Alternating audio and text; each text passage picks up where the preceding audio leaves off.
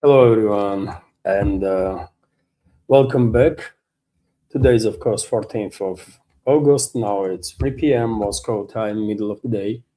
And as always, I have prepared quite a number of news on some major developments. And if you like the video, if you find it informative and interesting, please indicate that. Click that like button and leave some commentary on both platforms where I'm streaming simultaneously on YouTube and Rumble, and especially on Rumble, actually, because when it comes to YouTube, dear friends, I no longer have any hopes that situation will improve with this platform ever, right?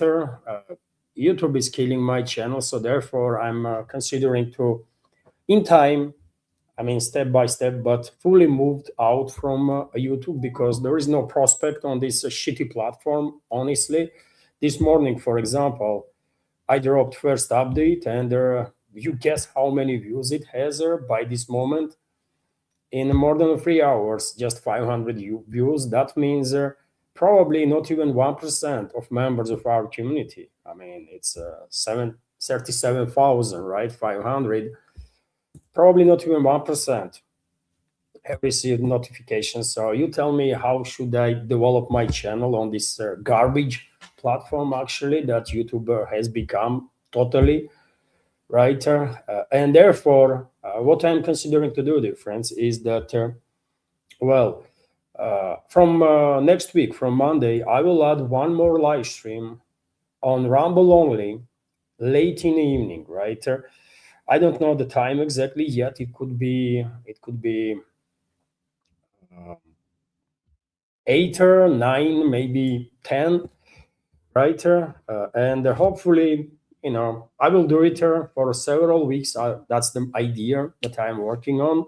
And I will ask communities on members on YouTube that still receives notifications, or just search my updates and watches the videos this way.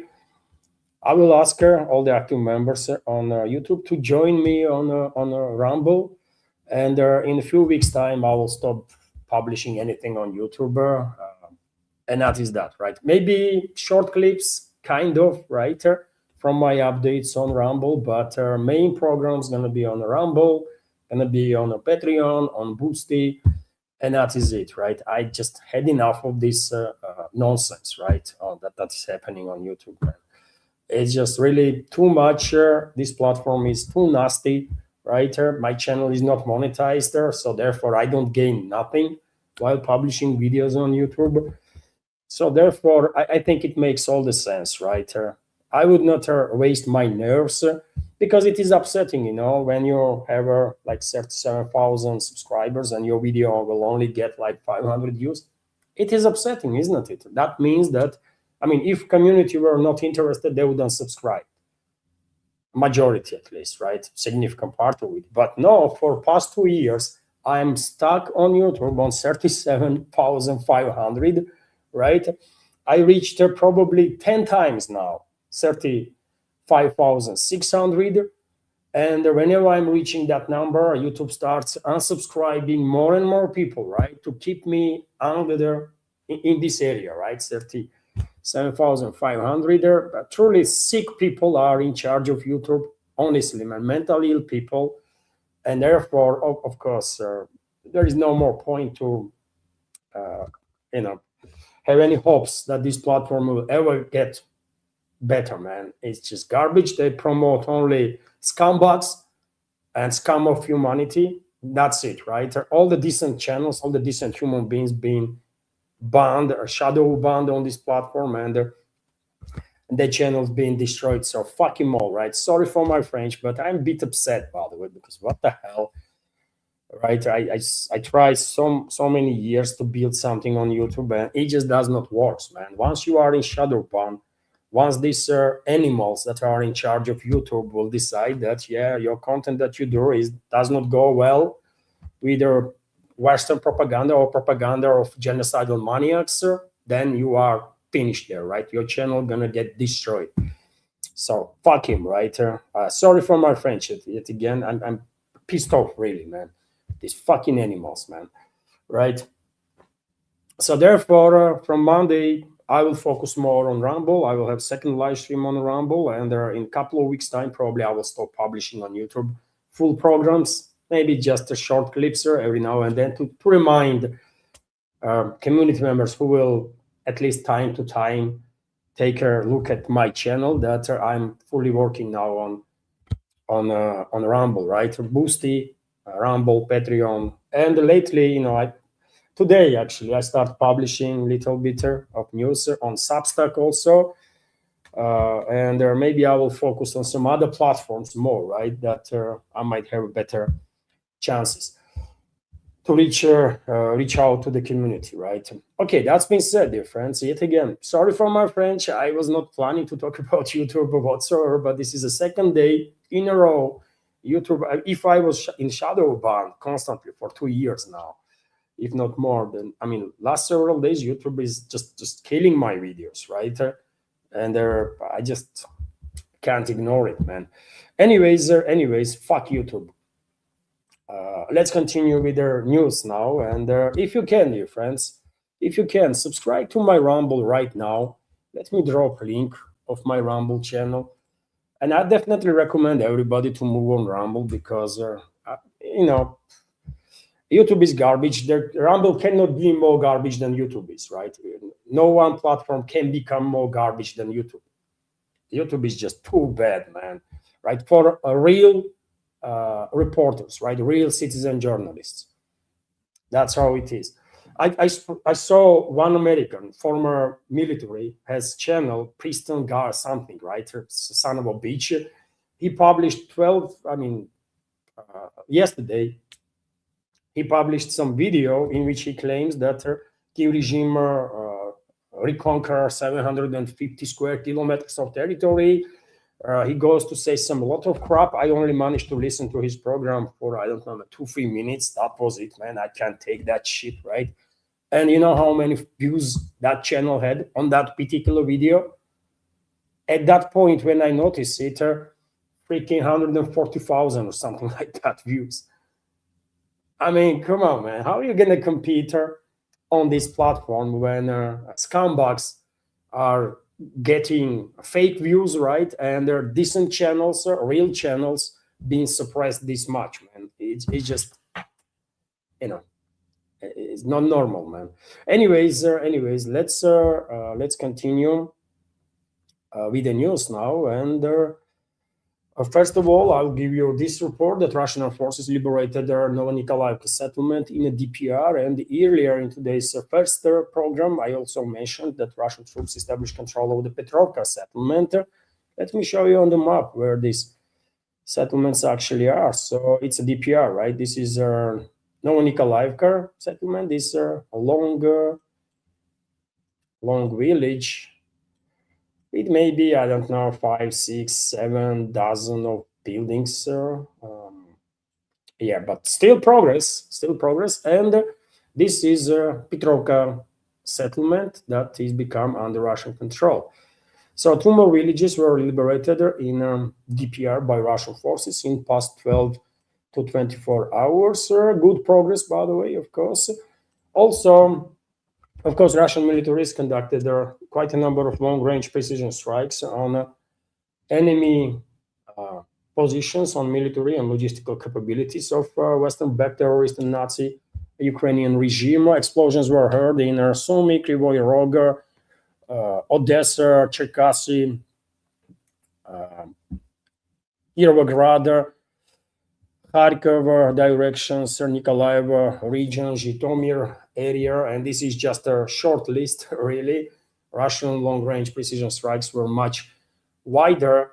And for example, right now on your screen, you can see aftermath of one of the Russian strikes. Russian Air Force went in to eliminate with the FAB glide bombs points of concentration of Kiev regime's forces in Kramatorsk, one of the last major strongholds of Kiev regime in the DPR. Also, throughout the day, reports are coming in about more Russian strikes. For example, on your screen right now, you can see aftermath of yet another Russian strike on a storage facility, fuel and storage facility, a lubricant storage facility in the Zhytomyr area. And based on this thick smoke that is coming out of area. Strike was precise, and the regime lost yet another uh, energy infrastructure, let's say. Also, Russian militaries are intensifying hunt on locomotives on the Kiev controlled territory. Another one was struck in the past 12, 24 hours. A locomotive that was operating on Odessa Dnipropetrovsk line, and you can see on your screen, dear friends, there is no much is left from that locomotive. Also,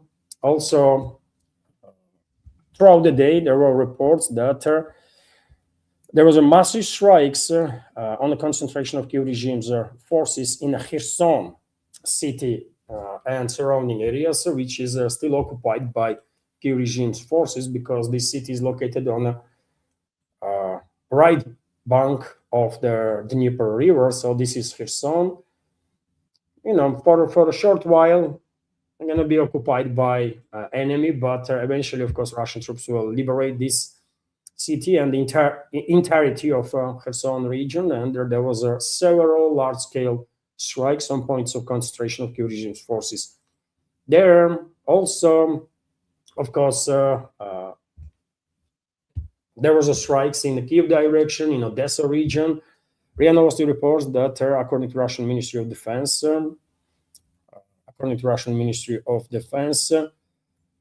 warehouse and the railway station was struck in the Kiev and Odessa regions. To be more precise, logistics center of the armed forces of Ukraine was eliminated in Brovary.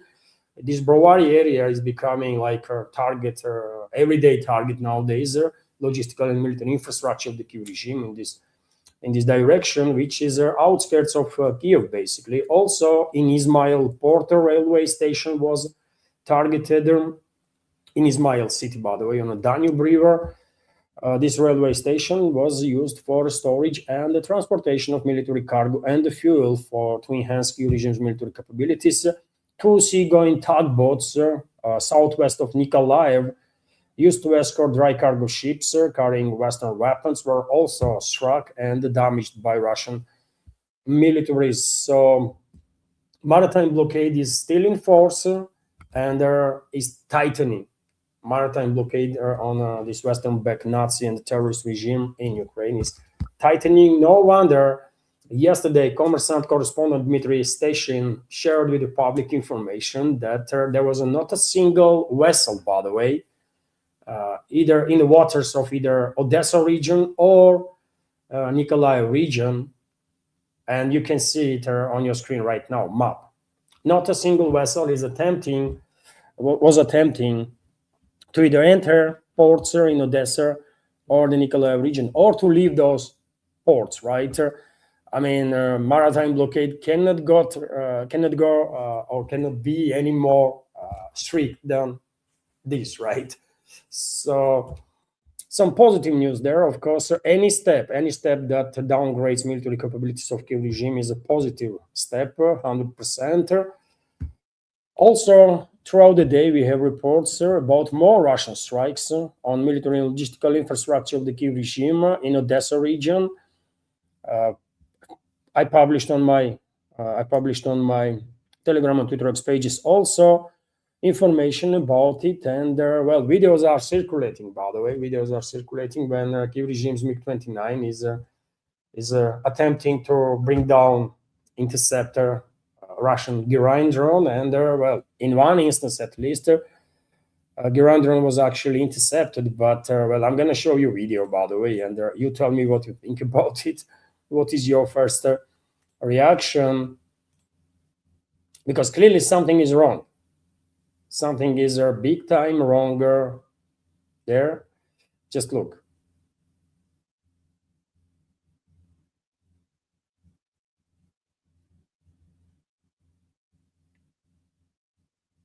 You notice, isn't it? You notice straight away what is wrong with this image there.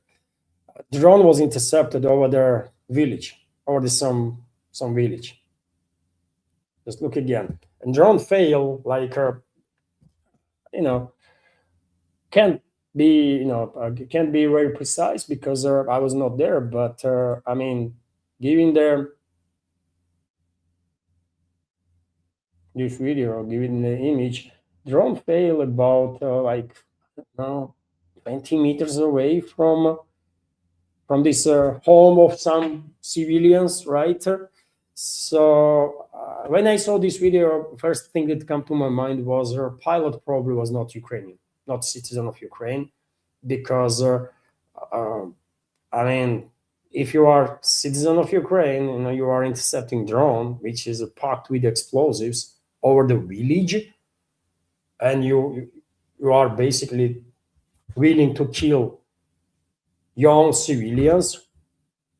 Um, of course, there are many scumbags, right? Many animals that are in service of this Ukrainian Nazi and the fascist regime, and there are many citizens of Ukraine that have committed numerous crimes against not just Russian civilians but Ukrainian civilians also. But when I saw this video, first thing that came to my mind was a pilot probably is either from Germany, because Germany used to operate with MiG-29s, or either from Poland, maybe from Romania, some because I mean, yet again, man, what kind of creature one have to be to intercept a drone straight on top of the settlement when you know for sure you there is a high likelihood that you're gonna kill some civilians, and maybe there were casualties, by the way, right? Because yet again, shrapnel might fly 100 meter and kill someone in 100 meter. That's what Kiev regime is actually, right? So yeah, they were deploying MiG-29s to intercept drones. They did manage to intercept some, and they're probably injured or killed or definitely terrified civilians while doing so. Kiev regime, man, what you expect from those Nazi freaking animals? Meanwhile, Zelensky, that scumbag, is begging now Russia for a maritime ceasefire. And through Zelensky, of course, globalists are begging for a maritime ceasefire. They launched this terror campaign, 40-day terror campaign against Russian people, against Russian civilian infrastructure, against Russian civilian navigation, for example, in Azov Sea, Black Sea, right?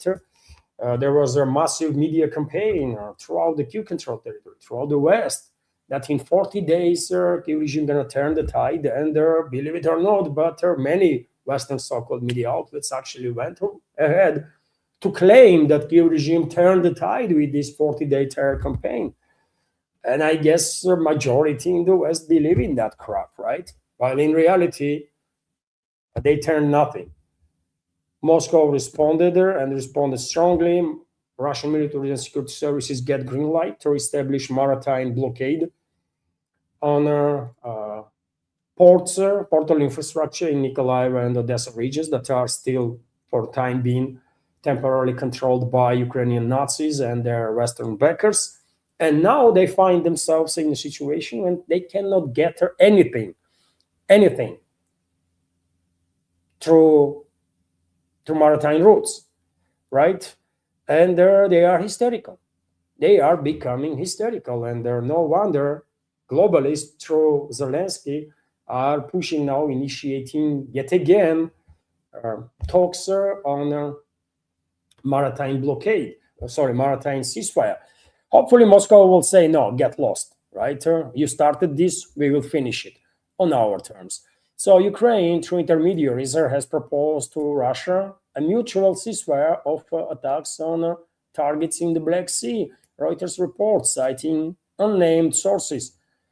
According to Western so-called journalists, the proposal was allegedly conveyed to Moscow, but Kiev has not yet received a response. And again, hopefully, Moscow will just ignore this, right? Let's keep pressure on these Nazi scumbags and finish the job. That's what we have to do. Meanwhile, Maria Zakharova, official spokesperson of the Russian Foreign Ministry, stated that Russia has not received an official request from Turkey about a moratorium on military actions in the Black Sea. And dear friends, it's not just Turkey regime now, just Zelensky now begs for a maritime ceasefire. But earlier, about a week ago, Turkey first initiated the restrictions on for vessels that are passing through Dardanelles and the Bosphorus Straits. That was an attack on Russia, obviously, from Turkish side. And of course, Ankara was acting under the orders and the pressure of the globalists. Turkish political class is well known to be British proxies for centuries now, right? And after implementing those restrictions, Ankara come up with the Turkish leadership come up with their initiative of maritime ceasefire in the Black Sea when Kiev regime, with the assistance of its British, American allies, and their others, were terrorizing Russian civilians throughout this 40-day terror campaign when they were targeting Russian civilian commercial navigation in Azov Sea and Black Sea. Turkey says nothing, right? Western middle class says nothing. They were happy about it and welcoming that. But when Russia implemented maritime blockade, which actually works, well, they start looking for a break, right? Looking for a way out. And shortly after, Moscow did not respond well. Moscow did not say nothing about actions of the Turkey, and at least publicly, maybe behind the closed doors, someone from Moscow called in Ankara and said, is everything okay with your heads out there in the Turkish leadership? If not, we can send you some doctors, right, to do some checkup. I don't know what happened, but a few days after implementing these restrictions on navigation, Turkey stated that, well, all the restrictions being lifted now. And I remind you, dear friends, Turkey is in no position to mess with Russia. Turkey is in no position to mess with Russia. Because Turkish economy is only alive because of the Russia. Let's be very clear on that. And well, Maria Zakharova today decided that well, it is time to address this topic, and she said that Russia has not received an official request from the Turkey for a moratorium on military actions in the Black Sea. At the same time, Foreign Ministry spokesperson emphasized that the terrorist attacks by Ukrainian armed forces and their Western allies, I will add, in the region do not provide grounds for unacceptable partial measures that would give Kiev a break. So good, by the way. This statement clearly gives us room to interpret Moscow's position as not interested. Correct? Meanwhile, Zelensky is not just begging for a maritime ceasefire, but also rumors are circulating now on internet that allegedly head of this Western-backed Nazi and terrorist regime in Ukraine asked her, transferred to Washington new proposals to end the conflict. And Ryabkov, deputy foreign minister of Russia, Sergei Ryabkov, stated on this matter that U.S. has not transmitted Zelensky's proposals on ending their conflict to Russia through diplomatic channels. So we know nothing about it. Right? And no matter what they're going to transmit, hopefully we will say to get lost. We will respond them with this simple phrase, get lost. Right? No talks. There can be no talks with the Nazis and the terrorists. There can be no negotiations with the Nazis and the terrorists. We have to exterminate them all and their supporters also. Period. Right? Real talk. RIA Novosti, meanwhile, reports that Lavrov, foreign minister of the Russian Federation, made a statement about this conflict, and he stated that it is impossible to stop the conflict in Ukraine on a current line of contact. Ending the conflict in Ukraine along the line of contact is out of question, Russian Foreign Minister Sergei Lavrov stated. It is no coincidence that more and more voices from the various corners of our shared space are calling for an immediate halt. This won't work. A halt must be reached, ceasefire must be reached when a long-term, reliable and sustainable settlement is in place, the minister said in an interview with the Vesti news agency.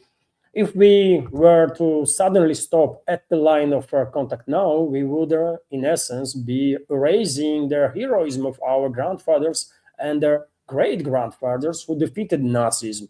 This is unthinkable. And this isn't just about how comfortable someone is living today. People are suffering, people are dying from these terrorist attacks that the regime is conducting with the assistance of NATO countries. This is about our responsibility for their thousand-year history of the Russian state. He emphasized strong statements, by the way, from Lavrov, strong indicator that for Moscow, temporary measures are totally unacceptable, ceasefire is totally unacceptable. And if you keep in mind that very strong statements were made also by Maria Zakharova, official spokesperson of Russian Foreign Ministry, Ryabkova is known to as the author of many strong statements. maybe we can assume that foreign ministry is back in the game, and Russian president is actually moving away, slowly, step by step, but moving away from his own restrained policies. Can this be the case? I don't know, but hopefully it is. Hopefully it is. Meanwhile, due to active involvement of these dozens of NATO member states into this war against Russian people, and this involvement includes not just transfer of intelligence, flight path targeting data, but also weapons, long-range weapon systems, obviously, all type of weapons, but among those also long-range weapon systems that are used against Russia on a regular basis. Well, past night, Russian Air Defense Forces dealt with one of their biggest nighttime attacks on Russian Federation this year. 553 drones were intercepted overnight by Russian forces, mostly throughout the European part of the Russian Federation. I can give you directions. Drones were intercepted over the Novgorod, Kursk, Bryansk, Belgorod, Kaluga, Smolensk, Tver, Pskov, Oryol, Tula, Lipetsk, Kostroma, Ryazan, Rostov, Leningrad regions, the Moscow region, Krasnodar Krai, Stavropol Krai, Republic of Crimea, and over the waters of the Black and Azov seas. So, vast geography of these attacks. Leningrad region was targeted once again, and dear friends, whenever Leningrad region is struck, these drones are coming from where, isn't it? These drones are launched. These drones are entering Russian airspace from airspace of neighboring NATO member states. That's 100%. Finland, Estonia, Latvia. That's the only way. That's the only way. And I am confident enough to say that drones are launched from these NATO member states too. These drones not just using airspace of these NATO countries to then strike Russia, but are launched from these NATO members. I'm quite sure Russian militaries, Russian security services know this perfectly well, right? And once they will receive green light from Russian president to take care of the situation, no one should be upset with Russia, neither in Finland, neither in Estonia, Latvia, Lithuania, or neither in any other NATO member state, because retaliation is coming. Retaliation is coming, by the way, just a matter of time, right? And no one should whine then in these NATO countries. No one. And, when it comes to these attacks on Leningrad region, governor of the region stated that more than 54 to be more precise, drones were intercepted over the region, although certain damage was done to Ust-Luga port, to certain infrastructure in Ust-Luga port, but later on, very same governor of the region, Alexander Drozdenko, stated that aftermath of the Ukrainian armed forces attack in the port of Ust-Luga has been cleared. Basically, Few drones did manage to bypass air defenses, and I've seen some videos, some images, by the way. There was some damage, but not a critical damage, so it only took like few hours for Russian emergency services to deal with the situation. But what is most important here, of course, is that topic of direct involvement of NATO countries in these attacks on the Russian people, Russian Federation, needs to be addressed, and hopefully Russian president will address this matter and will greenlight Russian security services and militaries to take care of the situation, because this has to be done. Unless we restore the deterrent with the collective West, every single day, every single night, Russian air defense forces will have to deal with this situation when hundreds and hundreds and hundreds of drones are launched to strike deep into Russia. And unfortunately, there are tragedies as a result of these attacks. It's not just infrastructure that is being damaged, civilian infrastructure, but civilians are killed and injured.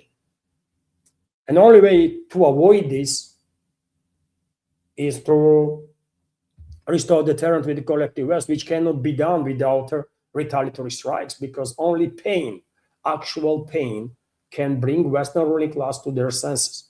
They are not responsive on anything else. Just pain can bring them to their senses. That's how it is, man.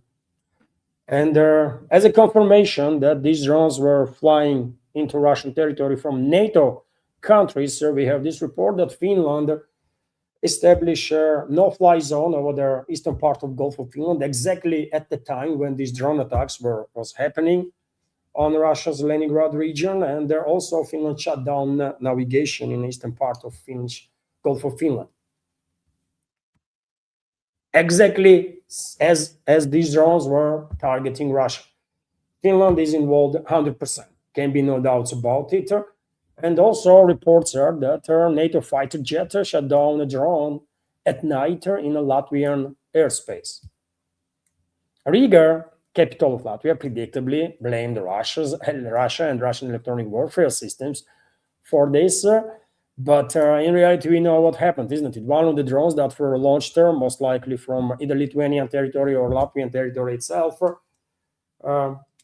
experienced some technical issues, lost its trajectory, and their NATO planes were monitoring the situation just in case, right? This kind of stuff happens, and they intercepted their own drone. That's what happened. So this topic definitely needs to be addressed, and hopefully will be addressed. This is absolutely necessary. And I mean, I do have a cautious optimism, given certain developments that maybe a Russian president finally is done with the restraint policy. And if so, before end of this year, we will see deterrent being restored with the collective West. Let's see, by the way. I will continue. If I may, let me just screen super chats from Wayward on Rumble, dear friends. I remind you, you can initiate a conversation. You can initiate conversation about any topic. All you have to do is either use super chat feature on the Rumble or send your question or the commentary through PayPal or Boosty, and that's it. I will react on it straight after news segment. And well, what the hell is going on here? Okay. It's done. Let's continue with some other news, by the way. When it comes to these long-range attacks on the Russian Federation, we also have reports that during the night time, commuter train was targeted in a DPR, resulting in injuries of the civilians. At least 6 civilians were injured. Total of 17 people were injured in the Donetsk People's Republic, in past 12 hours as a result of Ukrainian attacks, Ukrainian/NATO attacks, including 2 children. Information is coming from head of the region. Denis Pushilin. 5 residential buildings were struck, 10 civilian infrastructure facilities were struck, special equipment for trucks, 11 passenger cars were also damaged.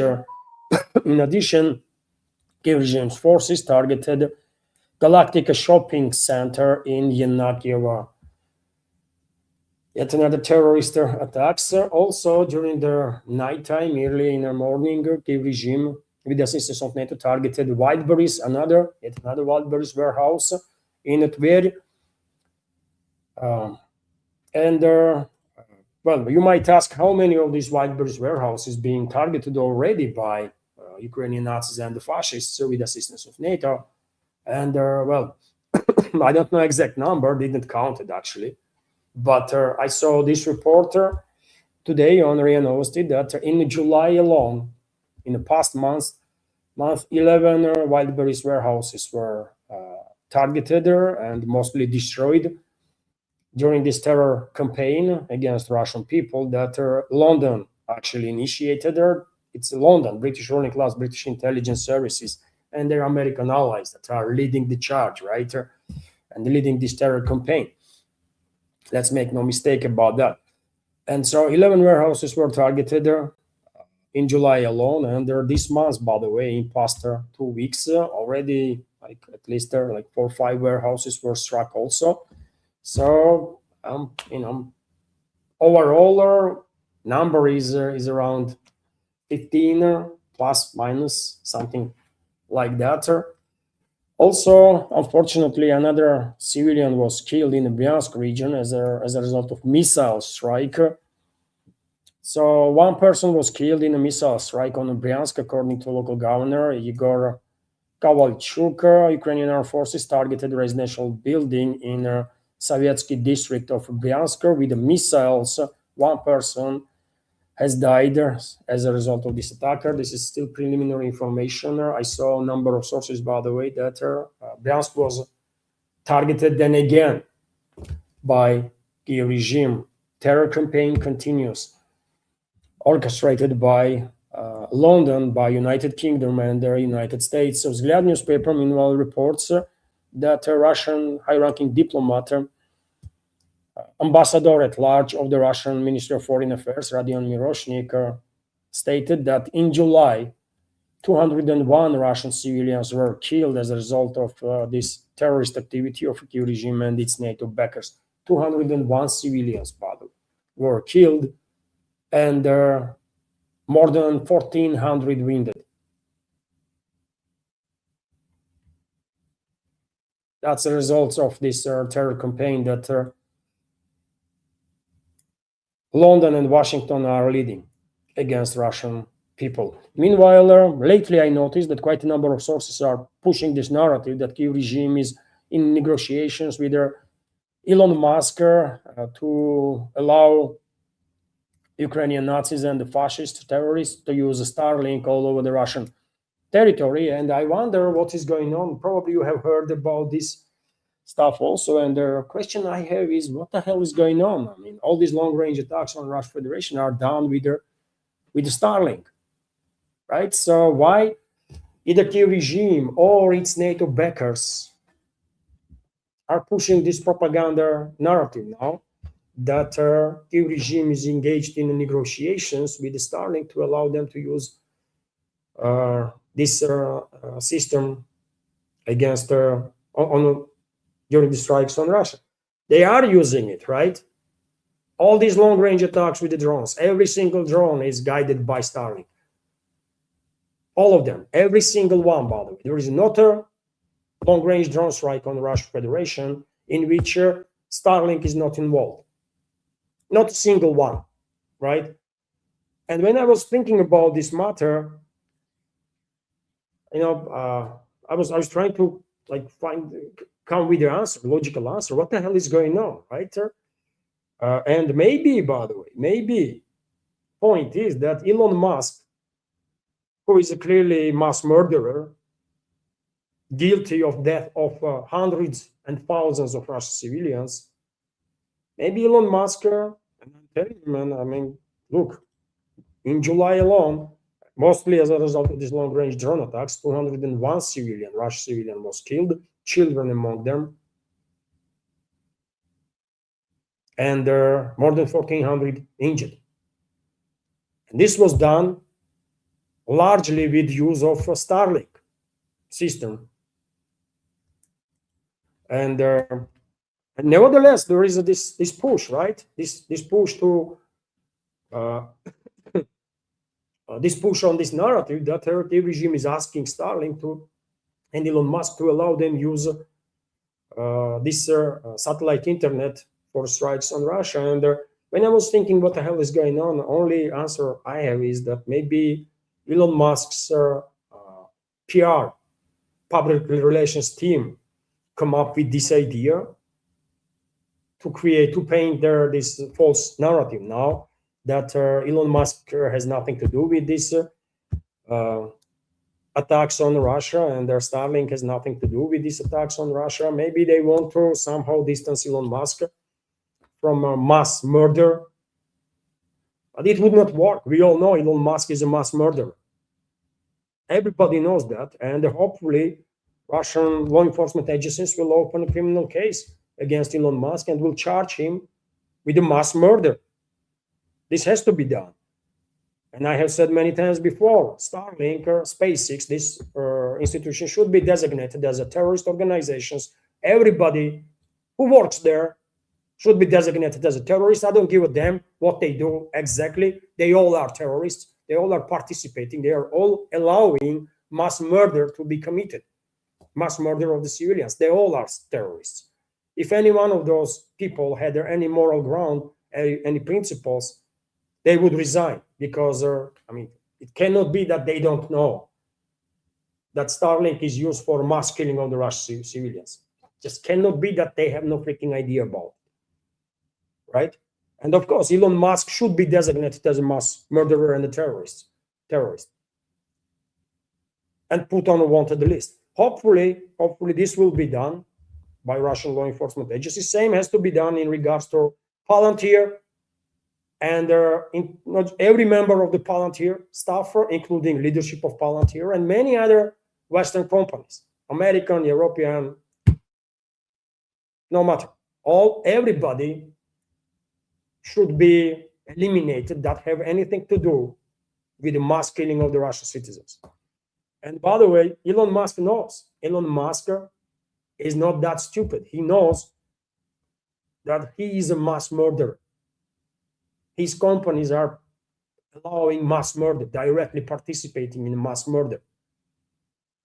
And maybe his public relations team come up with this idea that, you know what, let's use our influence connections and let's start pushing from Kiev regime, from Western propaganda outlets, so-called media. Let's start pushing this narrative that Kiev is begging us to allow them to strike on Russia.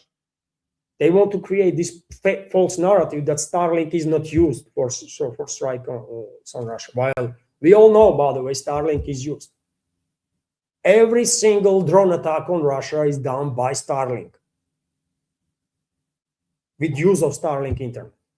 Every single one of those attacks, period. That's how it is. Meanwhile, well, when it comes to U.S. involvement, by the way, in this war against Russian people, Foreign Minister of the Russian Federation, Sergei Lavrov, commented on that too, and he stated Russia has formally asked the U.S. State Department to comment on data pointing to American involvement in the Kiev strikes on civilian infrastructure deep inside the Russian territory. And well, maybe that's what diplomats do. They have to formalize everything. They have to formally ask her, formally request her answers on the questions. But of course, we all know. Of course, we all know that the U.S. is directly involved in this war on Russian civilians that Western ruling class is waging. We know the answer. Yes, U.S. is involved. The U.S. Intelligence community is involved. U.S. militaries are involved, and U.S. Companies are involved, like Palantir, like Starlink, and so on. We know this. And because we know this, by the way, another statement of Lavrov definitely raises a lot of questions, because he also went to say that Putin is ready to receive Witkov and Kushner again. True, it's another matter what they bring with them. Lavrov said this during the interview with the Westy, Russian TV channel, first Russia 1 TV channel. And so, yet again, man, my hope was that Putin not gonna waste his time talking to these nobodies, Witkov and Kushner, but well, looks like he will. Looks like he will, because that's what Lavrov says. This is quote. Well, Putin is ready to receive Witkov and Kushner. Again, true, it is another matter what they will bring with them. And well, to understand what they will bring with them, why would not aid of Putin will meet? I mean, it is that necessary, president himself to meet with these nobodies,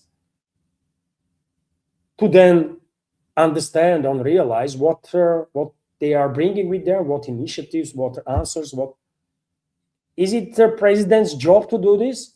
Why on earth he has a freaking aides then? Why we have foreign ministry, for God's sake?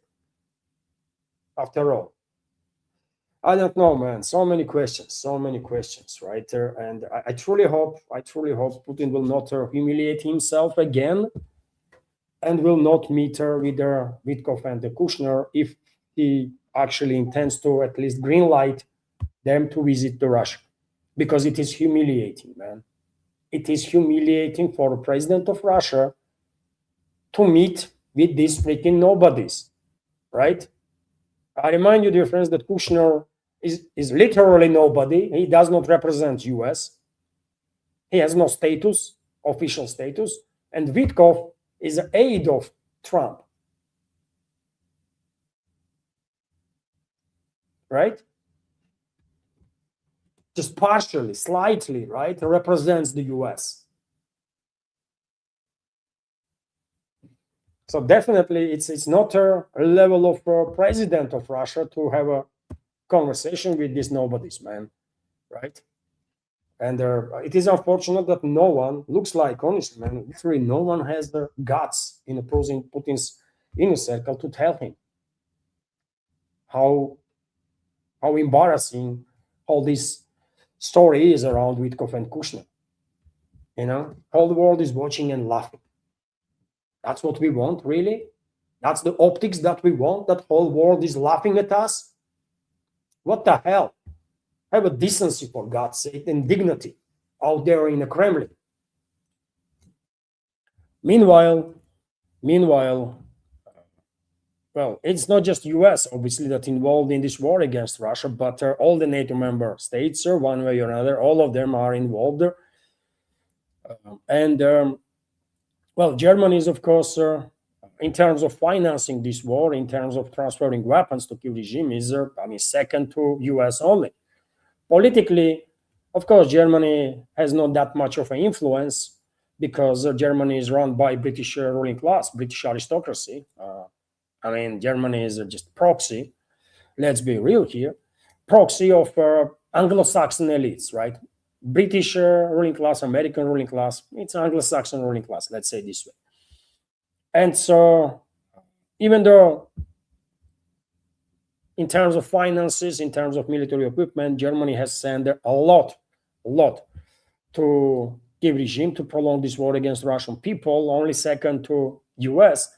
But when it comes to German military itself, by the way, despite all the statements of the Merz and all the others, that they're going to build strongest army in Europe and they're going to do this and that, in reality, German military was a joker before special military operation started, and is a joke right now too. And such a joke, by the way, such a laughing stock, that now reports are built, for example, German media outlet is reporting that Bundeswehr is considering mandatory deployment of soldiers to Lithuania to fulfill crucial project. The publication reports that Germany plans to permanently station 4,800 soldiers on NATO's excuse me, eastern flank by end of 2027. So far, only 60% of required positions have been filled by volunteers. Lithuanian Brigade is the Bundeswehr's most important project since the Cold War. Builder notice and they cannot, by the way. I mean, this Bundeswehr, this freaking laughing stocker, cannot find the volunteers. 4,800 volunteers for this brigade, and they are using all sorts of trickery and gonna use mandatory deployment to somehow build this freaking brigade that you know are gonna be erased from the face of the earth by Russian troops in a matter of days, maybe, if they are lucky, right? If it comes to it, of course. True laughing stock, man. German army, laughing stock, and I think that's a good for for German people, by the way, because when German army is not a laughing stock, it does not end well for nobody, right, including German people. Yeah. Meanwhile, let me highlight, dear friends, that this media project of mine is subscriber funded, as you know, funded by you, by active members of community, and only exists as long as I have this support. So therefore, if you like what you see, you might don't like what you hear about, right? Because some of my opinions may be too strong for your taste or something. You might don't necessarily like everything else I say, but you might like real, that I am real, right? I am not messing around. I'm not playing no freaking games, and I'm reporting on daily basis about a lot of stuff, man.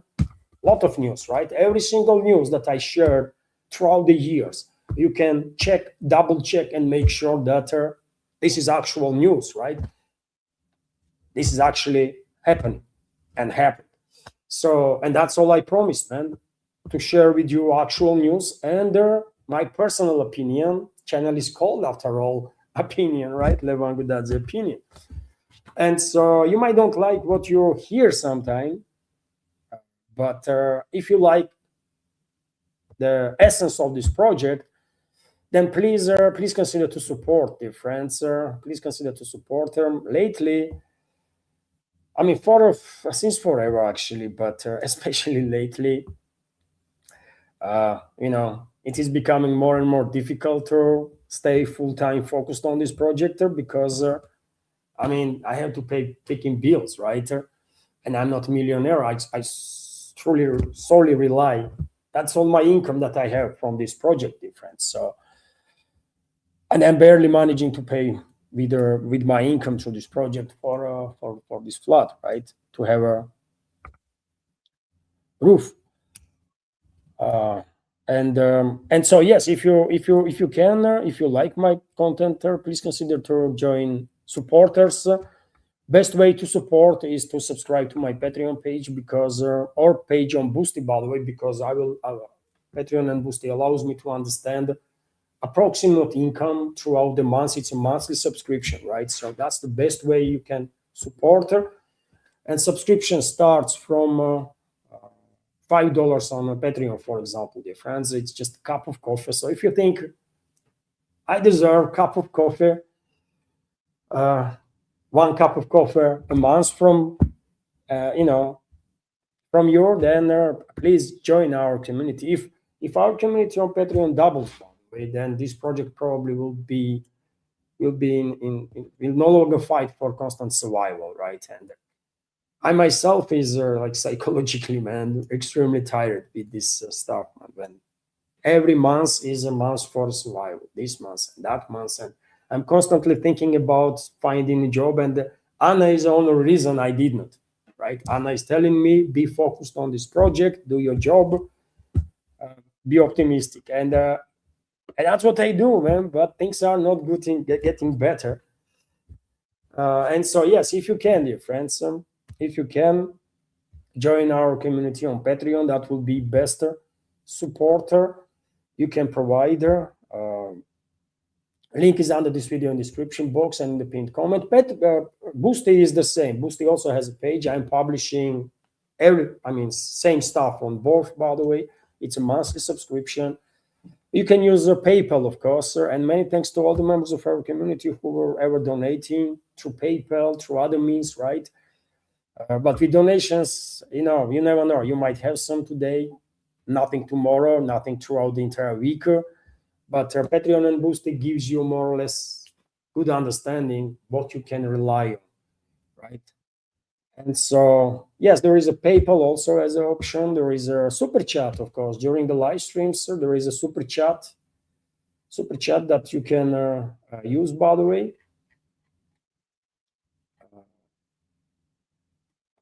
And the premium subscription gift card. By the way.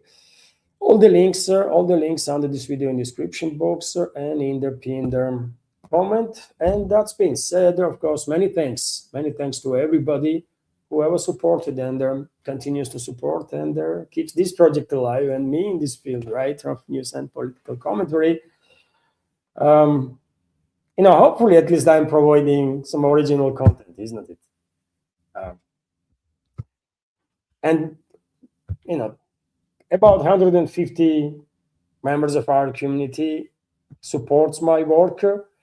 Hopefully, this community will double this year. Hopefully, I don't know. Anyways, all the links to support are under this video in the description box and in the pinned comment. And let me continue now with more news, because there is more. Right, White House announced that Donald Trump has imposed tariffs of 100% on their import of a certain type of drones and their components into the United States. And of course, from American side, or from White House's point of view, this will make it easier for American companies to invest more in a domestic production and to compete better with their foreign producers, right? First and foremost with Chinese producers, of course. But same time, this decision of White House is, of course, quite a hit on all the sponsors of Ukrainian Nazis and the fascists that are mass producing and also transferring in Kiev controlled territory these thousands and thousands of drones on week basis to then be launched against Russian people, because these drones, production of these drones, is going to become more pricey, including in US itself. And US is one of the leading countries when it comes to drones that are transferred to Kiev regime for attacks. These Hornet drones and many others, by the way, were used there to kill Russian civilians on numerous occasions. And it's a US produced drone, US made drone. There are more details, by the way. Tariff for a drone with weight more than 25 kilo and they're equipped with the thermal imaging devices will be 100%. So heavy drones will be tariffed 100%. For smaller drones and other components, the tariff will be 25%. For products from the EU, Japan, South Korea, Switzerland, Liechtenstein, and Taiwan, tariff will be 15%. And for products from the UK, tariff will be 10%. Either way, of course, this decision of White House will force all the sponsors of Kiev regime to spend more on this mass drone production.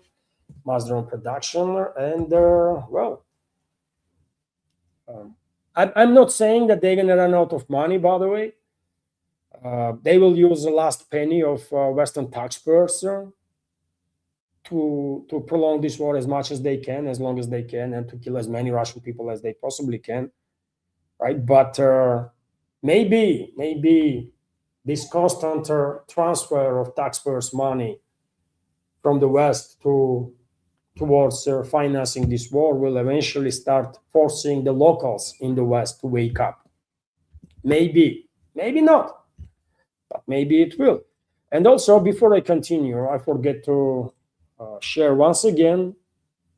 I forget to share once again in the YouTube chat, by the way, link to my Rumble channel. As I said, in a few weeks' time, probably I will no longer have a live streams or any full programs on YouTube. I'm gonna move on Rumble full time. Rumble, Patreon, boosting full time. By the way, I'm sick and tired of YouTube, honestly, right? And dear friends, if you are active member of the community, please subscribe to my Rumble channel.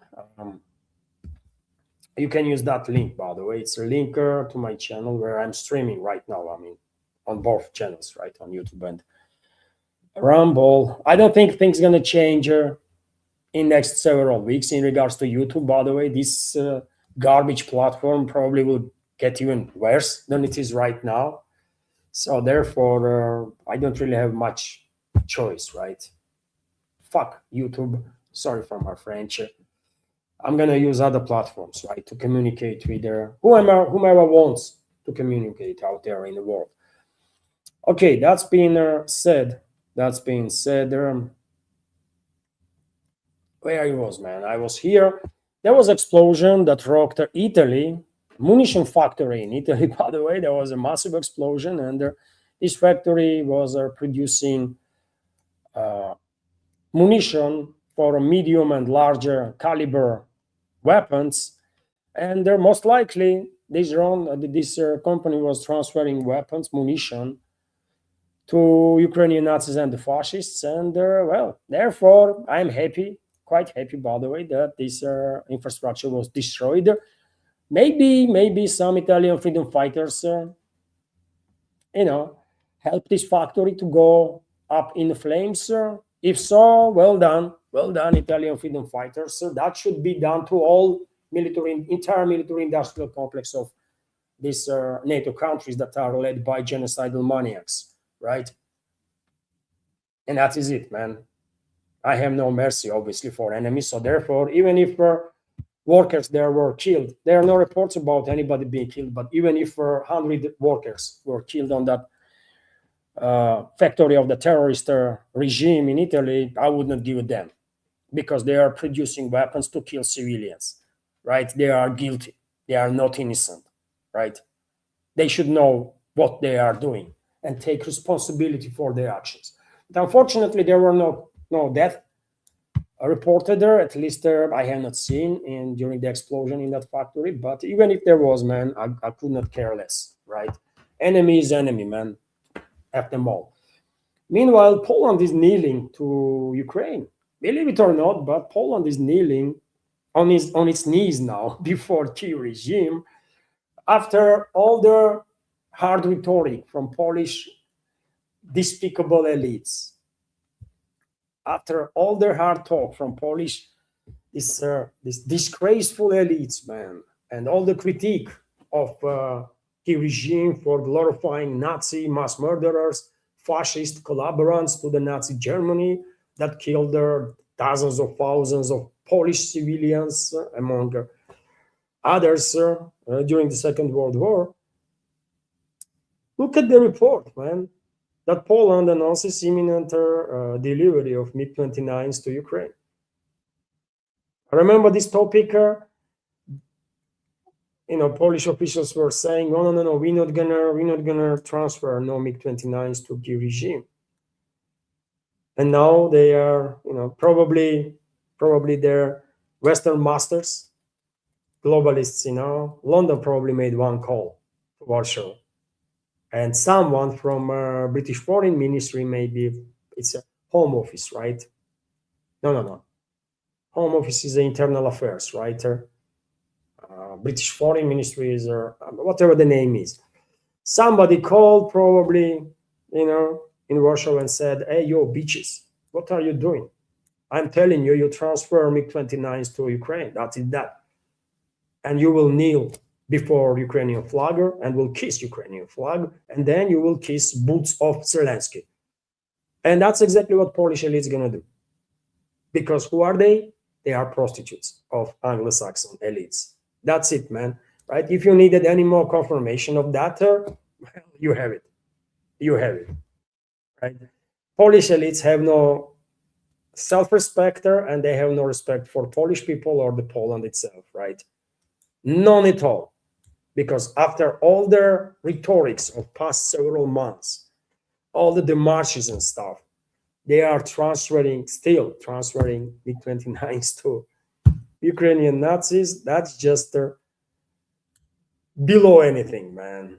Below anything. Right? Polish people should be ashamed that they have these disgusting creatures as their leadership. Honestly, man. What the scumbags. Anyways, Russian Defense Ministry shared with the public today information about some stats about past week. So over the week, Russian armed forces liberated 8 settlements. Russian army struck 15 naval vessels operating in the interests of Ukrainian armed forces during the week.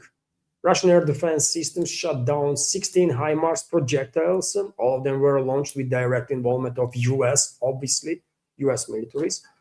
More than 7,000 drones were intercepted by Russian forces, majority of which were produced by NATO member states, obviously. 8 Flamingo missiles were intercepted during the week, 5 Neptune missiles also. Black Sea Fleet forces destroyed 8 unmanned boats belonging to Ukrainian armed forces, and throughout the zone of special military operation this week, during past 5 days. This is 5th day. Week is not over yet, by the way, right? So these numbers will increase. But throughout the week, Ukrainian armed forces suffered approximately 9,500 casualties in a zone of special military operation, killed and wounded. That's the stats that Defense Ministry is sharing here with the public. Take it any way you want, with a pinch of salt, mountain of salt, or for face value, by the way. Russian Defense Ministry either way provides more accurate information to public than Kiev regime or Western ruling class will ever do. That's for sure. That's for sure. Also, we have this report that there was some positive steps in a humanitarian track, by the way. Civilians were exchanged between Moscow and Kiev.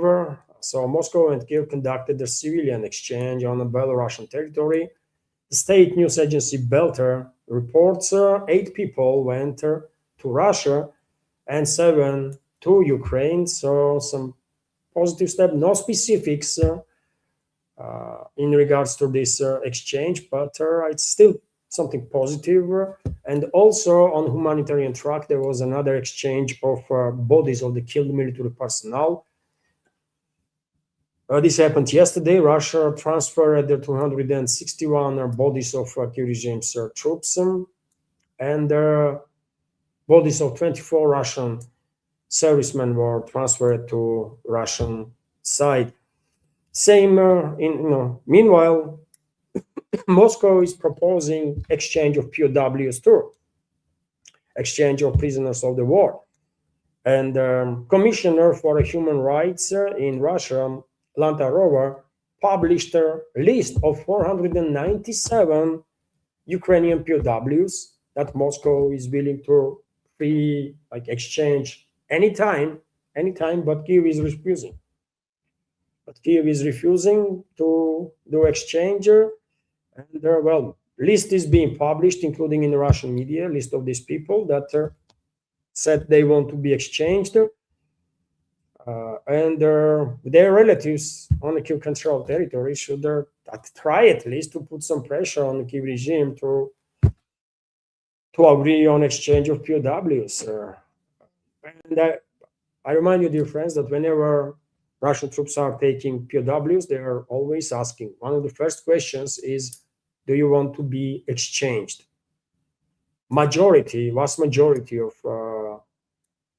Kiev regime's troops are saying no.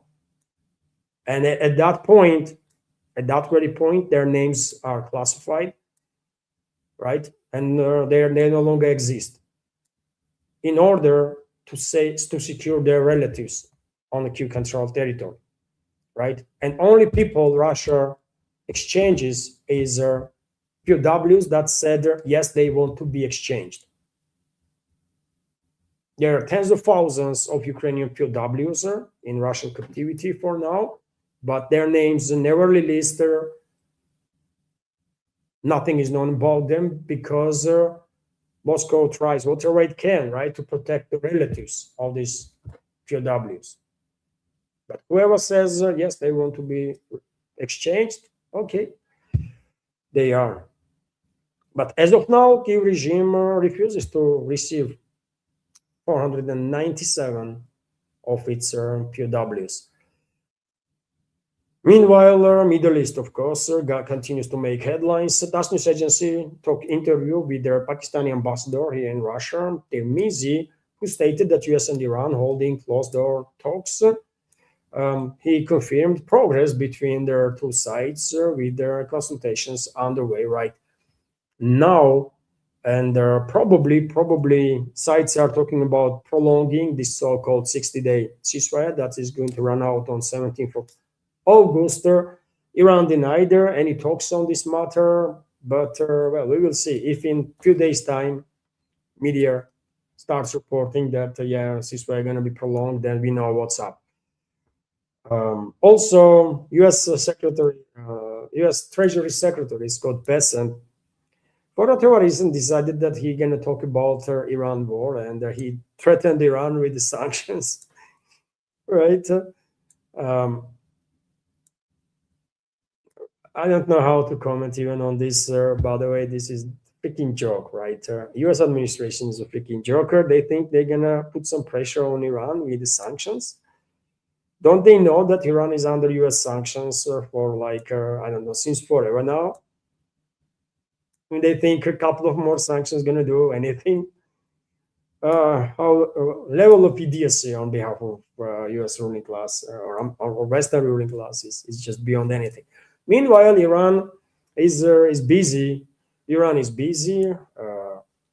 They're further strengthening its positions in the region, and reports are that another vessel attempted to bypass or go through Hormuz Strait without cooperating with the Iranian side, and well, something bad happened to that vessel, right? Details are not known, but well, it was a tanker and it was struck. It got hit. Are you surprised, dear friends?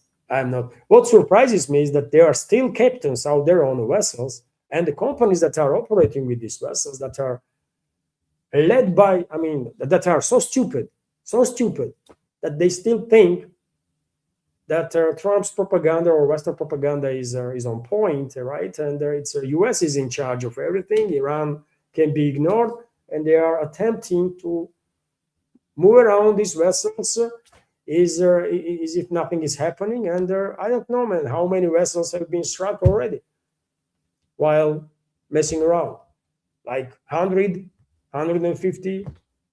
When these people gonna learn the lesson, man? If they're even capable of learning.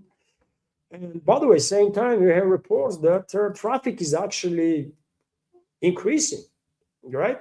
There is no need to do some dodgy stuff. Just contact the Iranian side, pay your fee, right? And just go freely, man. Why are you risking? So Hormuz traffic rebounds 44% in one day, by the way. 13 vessels crossed the Strait of Hormuz on August 13, yesterday, up from 9 previous day, with the 9 using Iran's unilateral transit ship. So Kepler is reporting that overall there is a jump in the number of vessels that are passing through the strait, and this is good news, of course. This is good news, but unfortunately, Western ruling class is watching, right? And they will do whatever they can to shut down this navigation completely, and not just in the Hormuz Strait or the Persian Gulf, but in the Red Sea also. through bubble mandate straight through, because Western ruling class wants to cut off Middle East from the global economy, and they will do it if Moscow and Beijing will not make a stand, and they might, by the way, right? As of now, as far as I can tell, both Moscow and Beijing are in active support of Tehran in very specific ways that further enhances defensive capabilities of Iran. And I'm carefully optimistic that if globalists if Western ruling class will not go for deployment of nukes, then in that case they're gonna lose this war. They're not gonna be able to succeed in their Middle Eastern chapter of their global strategy. Question is, will they,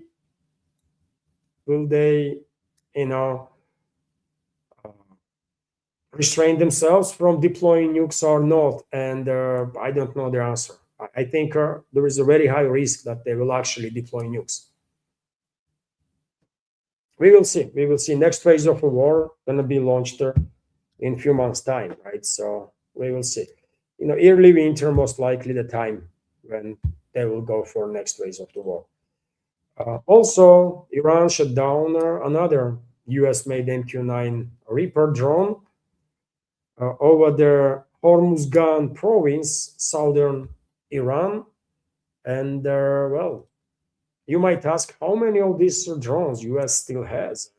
Not that many, actually, because according to Washington Post, for example, and RIA Novosti is quoting Washington Post, US lost at least quarter of its Reaper drone fleet in Iran war. Until today, according to Washington Post, the number of these destroyed drones were, I don't know, 40 something. Quarter, basically, right? Quarter, but in reality, I think number is much higher. I think 50-60% of these drones are already being destroyed that US had. Another 20% probably is under maintenance, and maybe US still has like a couple of dozens of these drones left, and that's about it. My guess, by the way. They lost definitely one more, because you can see fragments of that drone, by the way, so it's factually accurate report. Also, Iran is eliminating enemy military capabilities throughout the region, and also in Iraqi Kurdistan. And last night, for example, Iran struck multiple sites in Erbil area, including hotel housing US military personnel. And well, even though I have not seen on internet any reports on the matter of casualties among US troops, about US troops, but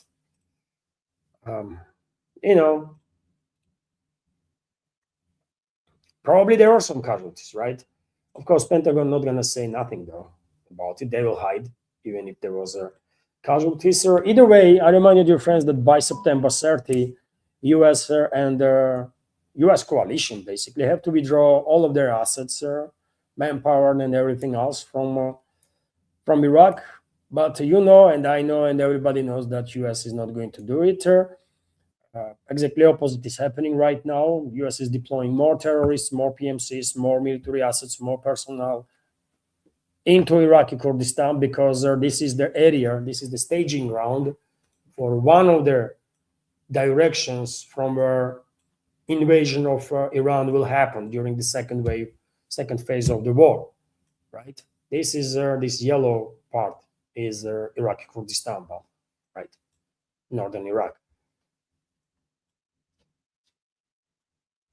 So if anybody thinks that, by September 30, US will withdraw, you know what? I have Mount Everest in my pocket, and I would sell it, at a good price.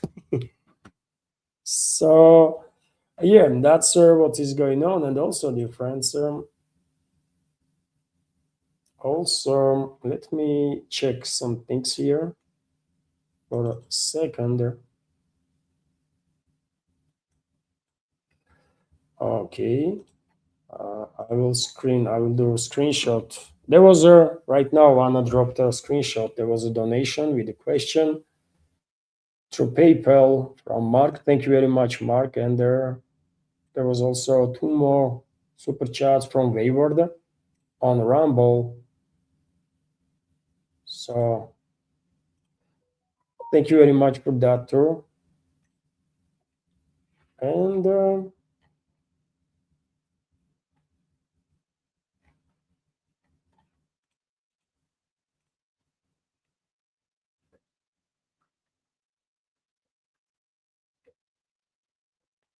just give me a second, dear friends.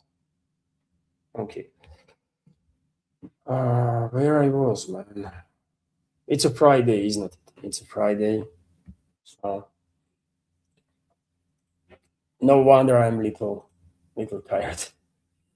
Also, it is interesting report that I saw on RT News that Turkey, Qatar, and Egypt might take radical steps over Gaza, according to Foreign Minister of Turkey, Hakan Fidan.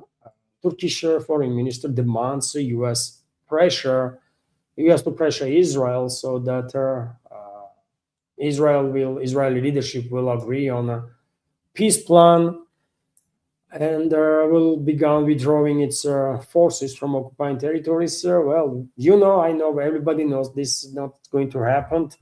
And these strong statements from Turkey or from whichever other country in the region is just empty, empty words. They're gonna do nothing.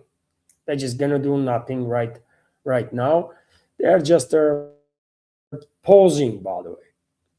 They're just pausing, and I don't know how longer people of these countries gonna take these pauses, man. Right? Erdogan, remember, it was Israel was actively committing genocide in a Gaza. Erdogan was making strong statements, condemning Israel, threatening we will do this and that, and at the same time, Turkey was sending dozens and dozens and dozens of tankers, by the way, with the oil to Israel. Turkish leadership was continuing to do business with Israel like there is no freaking tomorrow. That's what these scumbags are, man. Right?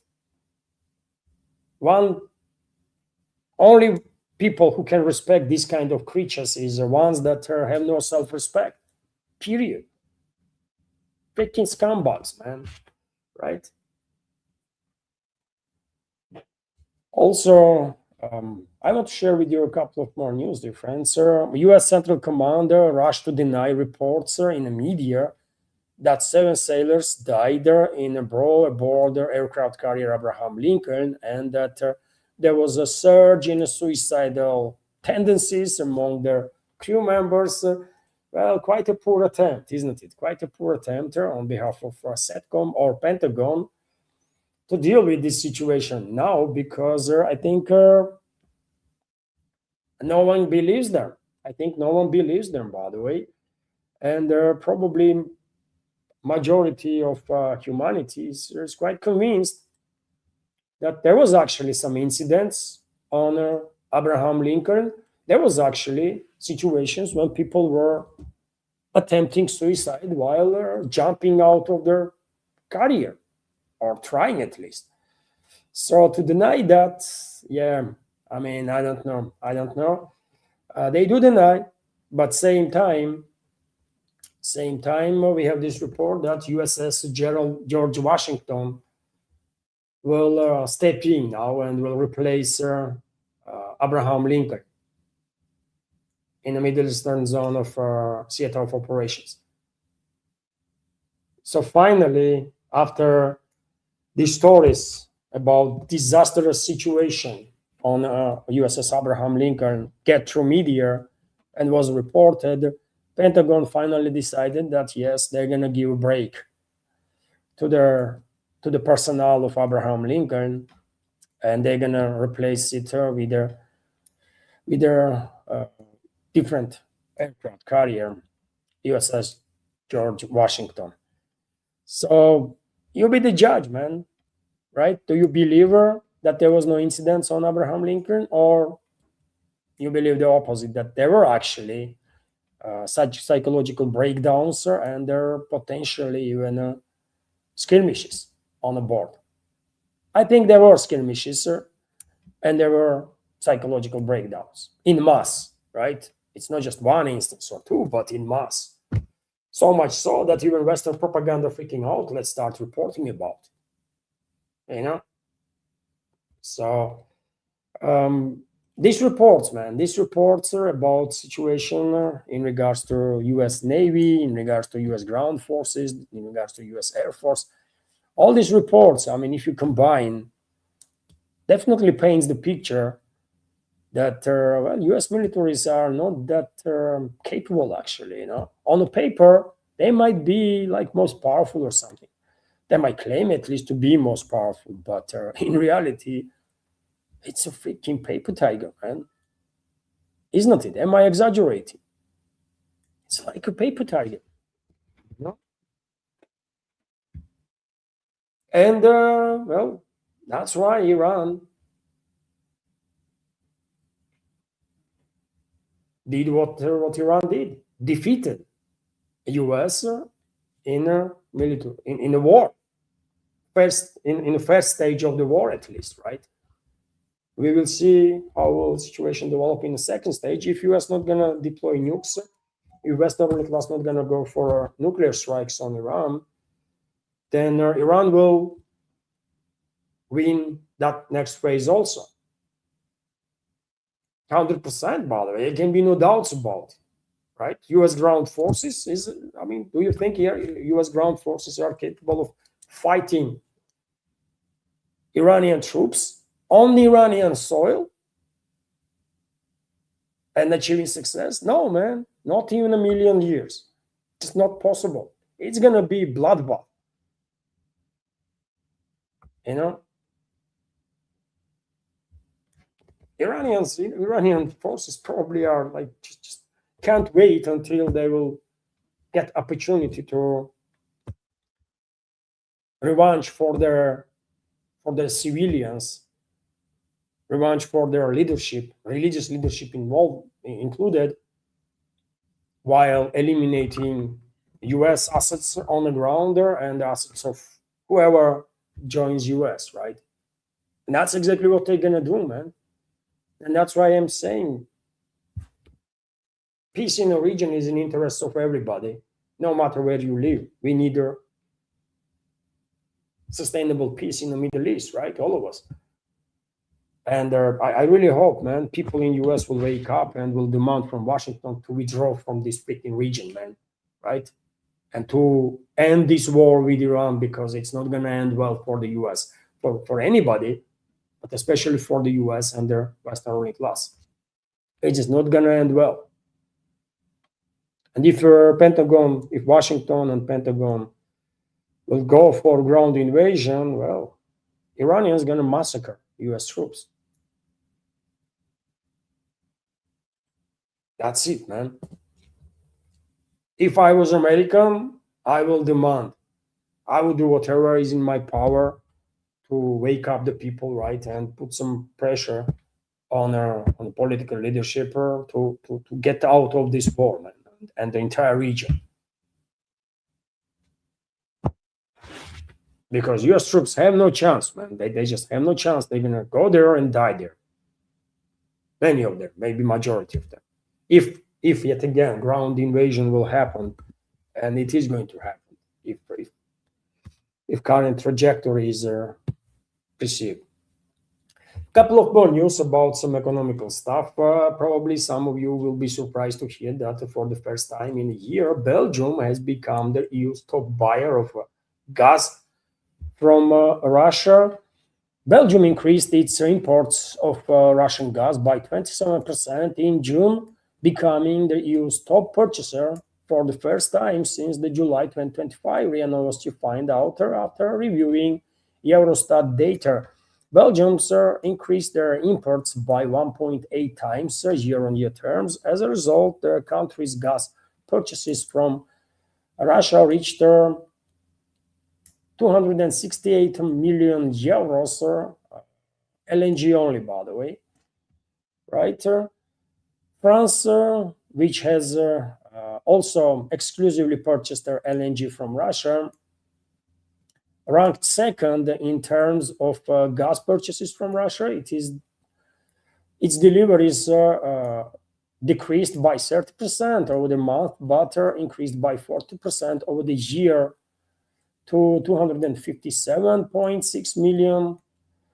Hungary, which exclusively purchases pipeline gas, ranked third with their 218 million euro basically purchases.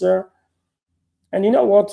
Like yesterday or day before, I read an article which claimed that every single day EU pays 60 to 80 million euros for Russian gas every single day. I don't know is it's a lot or not, but every single day 60 to 80 million euros transferred to Russian companies from EU for gas alone. And I know, dear friends, many of you are going to say, why on earth Russia continues to sell gas to hostile countries? And of course, EU member states are hostile countries. And I don't know. I don't have an answer on that. But same time, you know what? There is a humanitarian aspect of this story also, and because winter is coming, and because we all know that underground gas storage facilities are almost half empty, man. Right? It's record low levels there. If winter is extremely cold, if winter starts early, let's say if in October already is very bad weather, very cold weather, right? And if winter lasts long until, let's say, late April, if this cold weather gonna remain, then those underground storage facilities may not be able to fulfill the needs of European economies, right? And you think who gonna be cut first from their energy? Not strategical enterprises, right? Because they will pay whatever money they will be asked for this gas. Ordinary households, by the way, that's who's gonna suffer, right? Because they might not be able to freaking pay. And therefore, because we have no beef with ordinary people in the West, even if majority in those Western countries hate us now because they've been told to hate us by their own leadership, their own propaganda, we don't hate them, man, right? We don't have beef with their civilians, no matter from where those civilians are. So therefore, this humanitarian aspect does not allow me to be like too critical of Moscow, that we still continue to deliver energy to Europe, because yet again, I know if Europe is facing energy crisis, it's going to be ordinary people, man, like me and you, they're gonna suffer, right? And I don't want that. You don't want that. We don't know. We don't want that, man, right? So therefore, it's hard to critique Moscow, right? If you keep in mind that humanitarian aspect of the things. That's what I think. Also, on topic of Russian gas deliveries, believe it or not, but I saw on DD Geopolitics this report that Russia ranked second only to the US in a total volume of EU gas imports in the first half of 2026, according to Eurostat data. And honestly, I have some issue with this report that I saw on DD Geopolitics, because like more specifics are needed. This is LNG alone. Probably this is LNG alone, and DD Geopolitics should specify that, because if it's overall gas supplies, by the way, then this report then is like breaking news, because for me at least, because I mean, what happened to Norway? Don't they produce no more gas or something, given all the circumstances that Russia is in many countries no longer receive gas from Russia through pipelines, only LNG. And only few countries still receive Russian gas through pipelines. So I think overall, when it comes to overall volumes, I think Norway should be number one. And probably it is Norway that provides most of the gas to EU. Correct me if I'm wrong, dear friends. Of course, there are Europeans in our community. US will be the second, right? And Russia third. That's how it is, I think. But when it comes to LNG, yes, probably that makes more sense. This report that in the first half of the year, Russia was second only to US when it comes to LNG exports. Could be case, yeah. Um, also, dear friends, in Europe, Germany is the number one economy, industrial monster, or used to be industrial monster. Nowadays, not so much. And there are reports that Germany's automotive industry, for example, that was absolutely great, by the way. Let's be real. German automotive industry was on top of the game for so long, right? But now they are in a big trouble. They are in a big trouble, and they lost more jobs than any other sector, for example, in the German economy.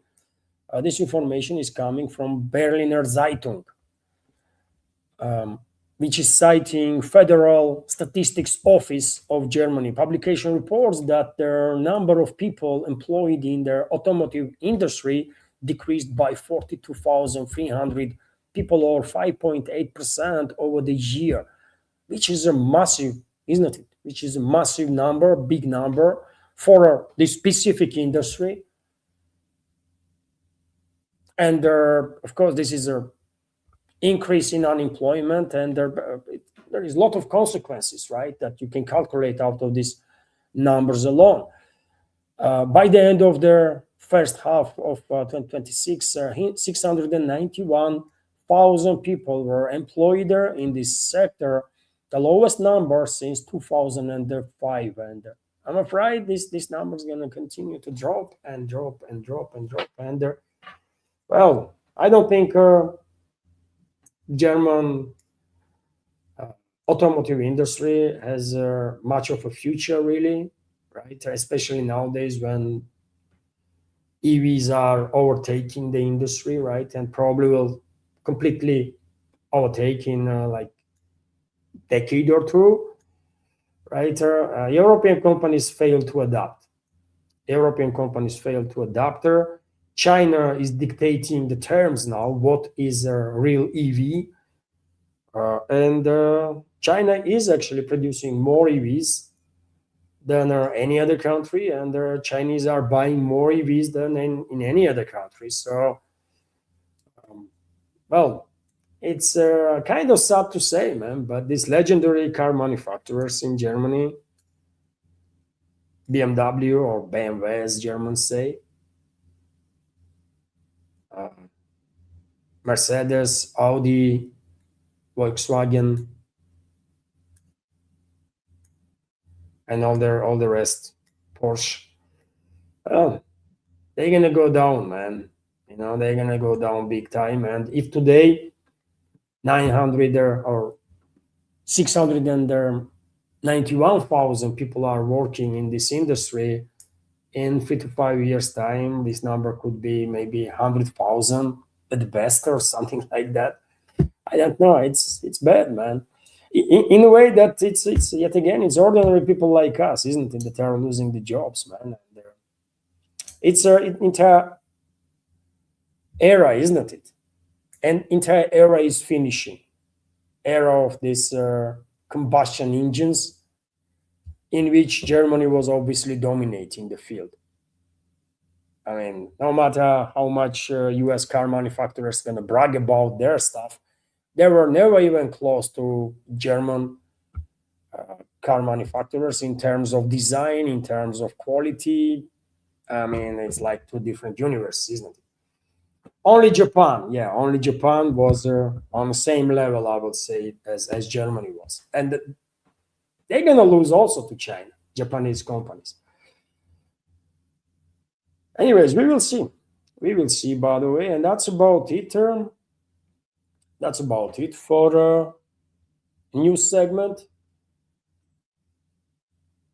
for today. If you find it informative and useful, dear friends, please click that like button and well, leave some commentary. Let me once again drop in the YouTube chat link to my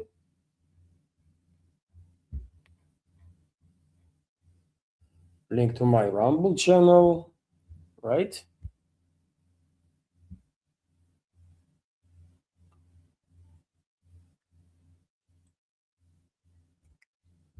So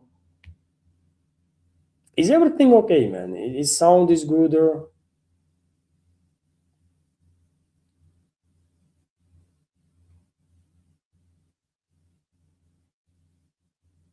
Uh, Hopefully, I mean, sound was good, and there was no technical issues because I did not really check, man. Right? Uh, I was monitoring chatter on Rumble to make sure I would not miss no super chats, and when it comes to video itself, I I did not monitor that. Hopefully, it was good, man.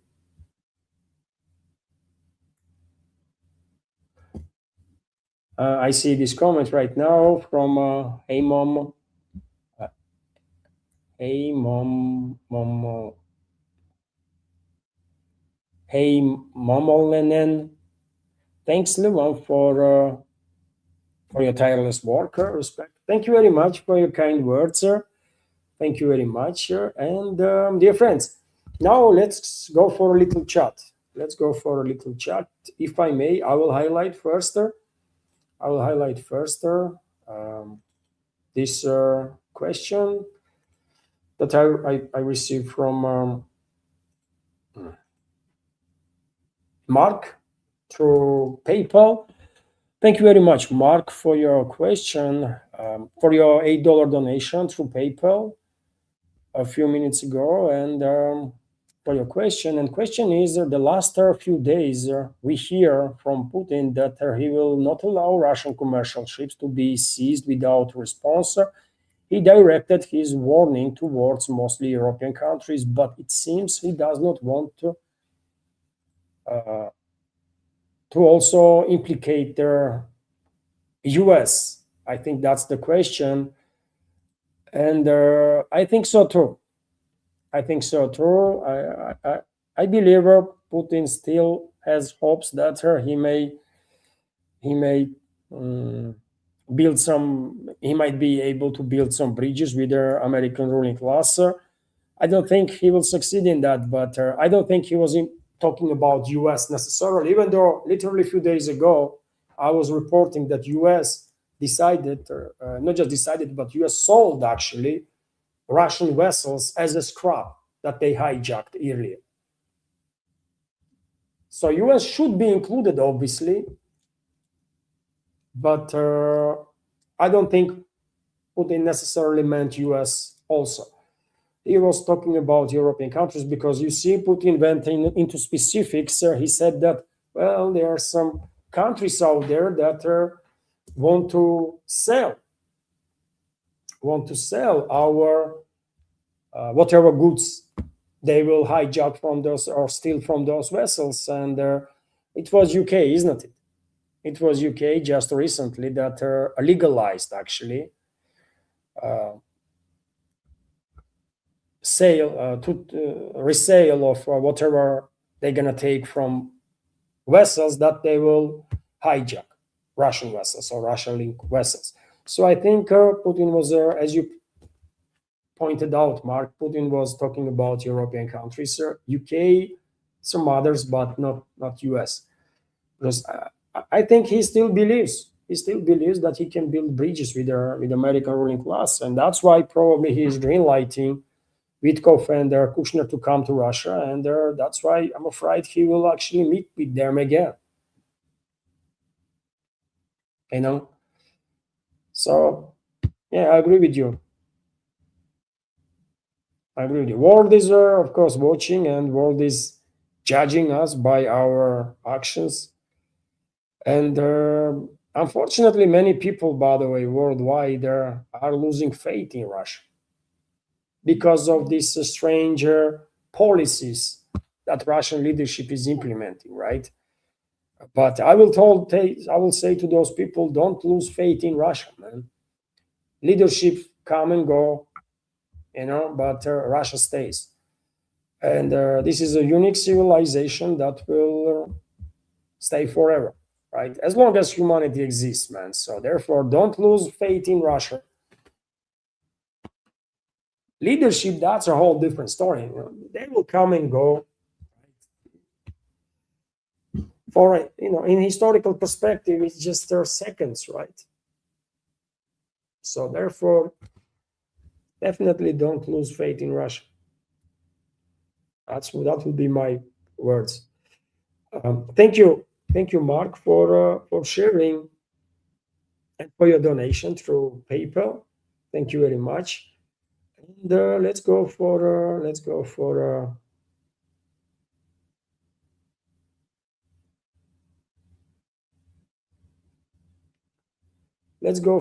super chats now, and I will start with these super chats from Wayward. Wayward, thank you very much for your super chats and donations on Rumble. And Wayward is commenting. So now that Turkey, Ukraine, and the West find themselves under real economic aim, military pressure, all of a sudden Turkey wants a ceasefire on attacks on the commercial ships. Yes, that's right. Now they want to render this maritime war. Until now, they were very, very okay with it, right? When Russian vessels or Russia-willing vessels being burned or targeted, they had no issues. But now, yeah, they want pressure to be eased. Hopefully, Moscow will never agree on that. But we will see. Hard to predict what Putin gonna do, really. Also, their second super chat there. This is the part Vladimir Putin loses me. How many Russian civilians have died due to these NATO drone attacks on Russia? Thousands. What other world leader would have tolerated such a crimes? And well, he is losing not just you in terms of understanding, but majority. He is losing majority with his restraint policy.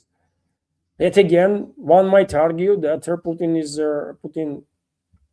is still exercises this restraint policy because he thinks he will avoid a wider conflict by doing so.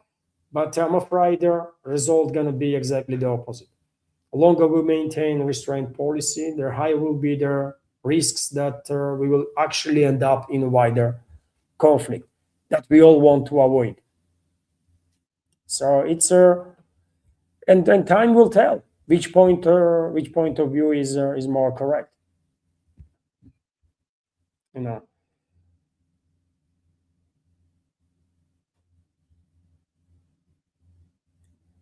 Also, dear friends, there were more super chats, but right now I spotted these capital letters from Nidish. Levan, do you see details about Sahel nations defense pact with each other and with Russia? No, Nidish, I don't know much about it or anything about it. So I just don't. I don't know, but I don't think there is any like mutual protection pact or something like that in place. But There might be some agreements that Russia will assist Sahel countries in the Sahel region, and Russia is assisting actually. I mean, there are Russian regular forces there, there are Russian Wagner PMC, and there are maybe some other PMCs too that are operating in the area. So, you know,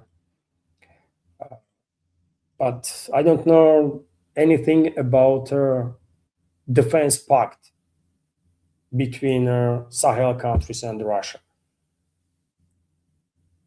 I don't think there is any defense pact actually in this. Maybe there is some agreements on cooperation, but not defense pact, because defense pact means if one of these pact members attacked, all of them are attacked, and all of them gonna retaliate. And I don't think Russia will sign up for that, really, because in Africa they constantly targeting each other. By the way, so there's constant wars, right?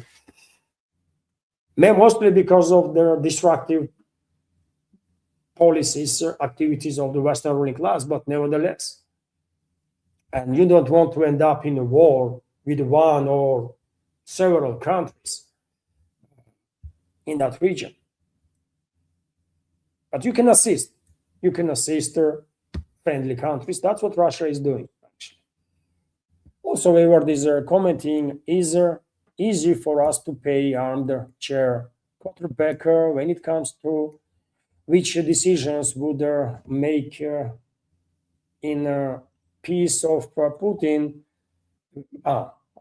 When it comes to which decisions would we make in place of Putin, but I can say without hesitation he has failed in deterrence against the West.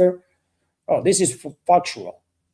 This is just factual. I mean, Rayward, this is factual. Western countries are directly involved in attacks on the Russian Federation. Just past night, NATO member states literally directly targeted the Russian Leningrad region while giving airspace at least for these attacks. And most likely drones were launched from their territory too. So we don't have to go far away in the past. Literally past night, NATO countries again targeted the Russian Federation. So there is no deterrent.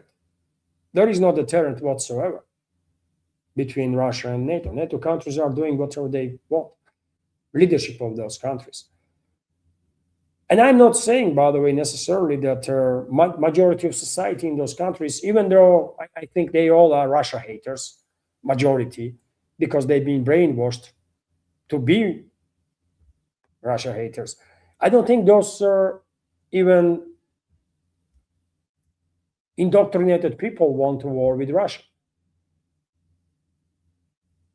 If they knew how much their leadership is risking, I think despite their Russia-hating mentality now, they will probably be against the war.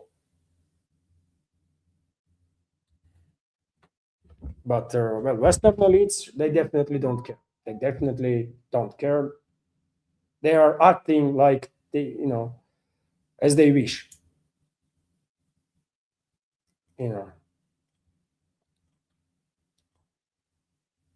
Also, there was another super chat, by the way. If Kushner and Witkov were actually bringing something different, I could see why you would want to meet again with them. But what the F are they going to say different than the last 10 times? Exactly, Wayward. I mean, exactly. What? Nothing. Same stuff, ceasefire, on line of contact, and this and that, just same BS stuff with a different framing, maybe, and that's all, right? And that's why I'm saying, why on earth Russian president have to waste his time to talk to these elements, right? Even why we are allowing them to come to Russia in the first place, but okay, if that's what diplomacy requires, okay, let them in, but Russian president has aides, right? With whom he basically replaced the foreign ministry in the past past year plus period since the second term of Trump. And after all, we still have foreign ministry also. There are a lot of people, professional diplomats actually, that can deal with this situation. Russian president don't have to waste his time on that. But yet again, maybe these guys, man, maybe Kushner and Witkov are delivering to Putin some private messages from Trump. Maybe they are talking not necessarily just about Ukrainian crisis, but maybe they are arranging some business agreements that these two clans, two groups, gonna work on in a private sector or something. Because from geopolitical standpoint, it literally makes no sense that Russian president is meeting with these freaking nobodies, right? But if they are arranging, if these people are just middlemen between Putin's inner circle that is actively involved in business to Trump's inner circle that also are very active in the business. If this is a business communication, then that's a whole different story. Business communication that is being covered up by politics and diplomacy. Maybe that's what is happening. I don't know, really. Because yet again, from political standpoint, this is extremely damaging for Putin. And he is meeting with these freaking nobodies. And that is that. It's hard to argue with this moment, right? You are 100% on point there. Wayward, I think. So thank you for sharing. And right now I see also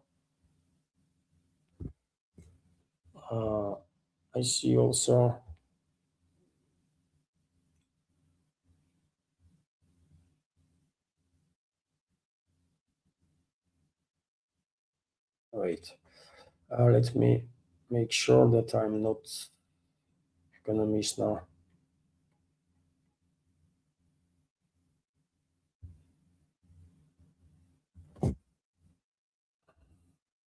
So let me make screenshots, dear friends, of some super chats.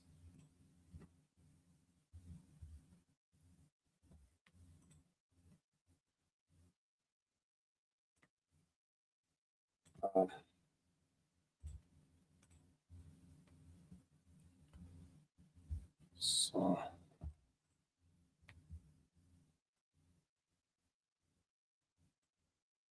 it's a Friday, isn't it? Dear friends, I probably won't have a. Maybe I will take day off tomorrow on Saturday. Maybe not. Maybe I will have a live stream.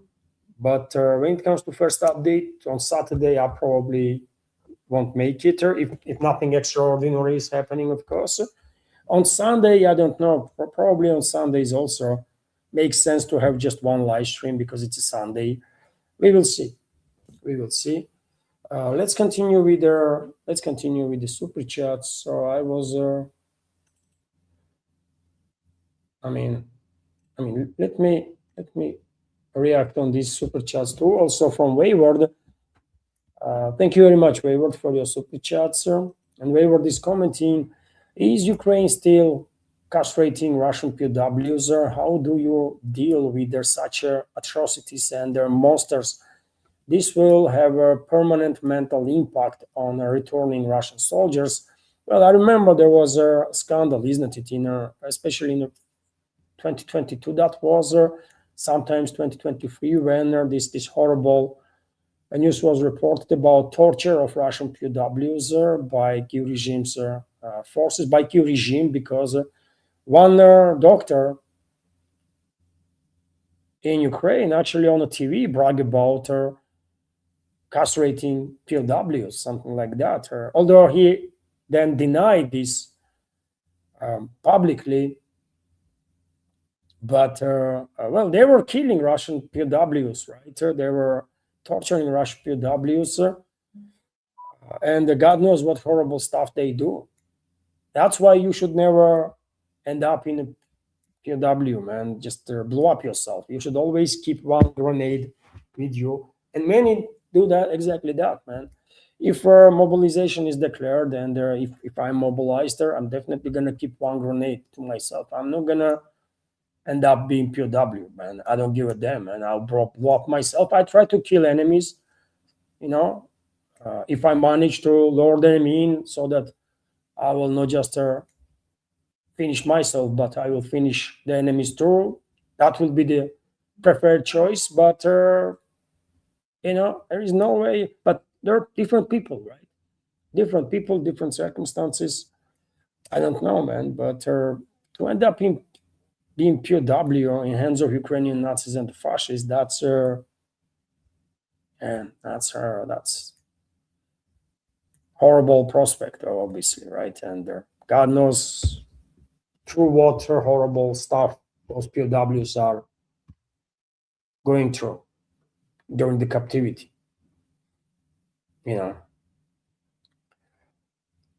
But those POWs don't POWs, Russian POWs that being free, they don't share with the public their experience, because you can imagine how horrifying their experience is. So they will have to work with psychiatrists, I think, or maybe entire their life, right, to somehow keep up,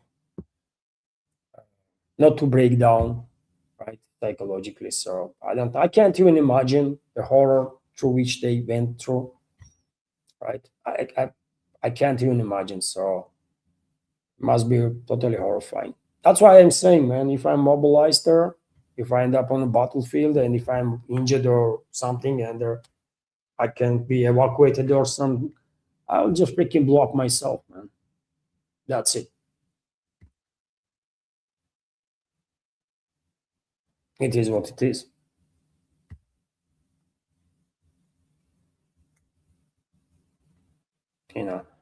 Another question from Wayward, another commentary. That's why showing mercy to barbarians only encourages them to act more like animals. FSB should be hunting down and they're executing every single war criminals involved in these crimes, and that's what FSB will do. Wayward, I have no doubts about it. You have heard stories, isn't it? I'm quite sure you have heard stories when terrorists that were committing crimes during the Chechen war, those terrorists have been hunted down and eliminated in different parts of this world, right? After decade since the war, after 2 decades since the war. That's how Russian security services are operating. They have and law enforcement agencies too, by the way. They have open criminal cases, right? And they cannot close this case unless justice is being served. And I'm quite sure Russian FSB will track down every single terrorist, Ukrainian terrorist, and their Western allies, all of them. And some will be eliminated in a month's time, some in a 5 months' time, some in a 5 years' time from now. And in many cases, no one can even think that they were eliminated, because things happen. Some British official that was related to this terrorist activity of UK and the Ukrainian terrorists against Russian people, some British official, former official at that time, maybe will drive a car, something will happen, and there is no more that official. He's dead, he or she, whatever. Same can be done with Americans, French, German. They're all gonna be eliminated if they think they're gonna survive. No, man. And of course, FSB, modern day FSB, is not as cruel, nowhere as cruel as KGB, by the way, right? And probably nowhere as capable as KGB. But Soviet era KGB, but I think there is a have to be special unit in FSB. Have to be, man. If there is no such a unit, then it has to be created. That will orchestrate justice, that will organize justice to be served, no matter how long it will take, right? And all their terrorists to be neutralized. This will be done. I mean, someone might think that, yeah, so many years has passed and they survived. No, no, no, no. Justice will be served.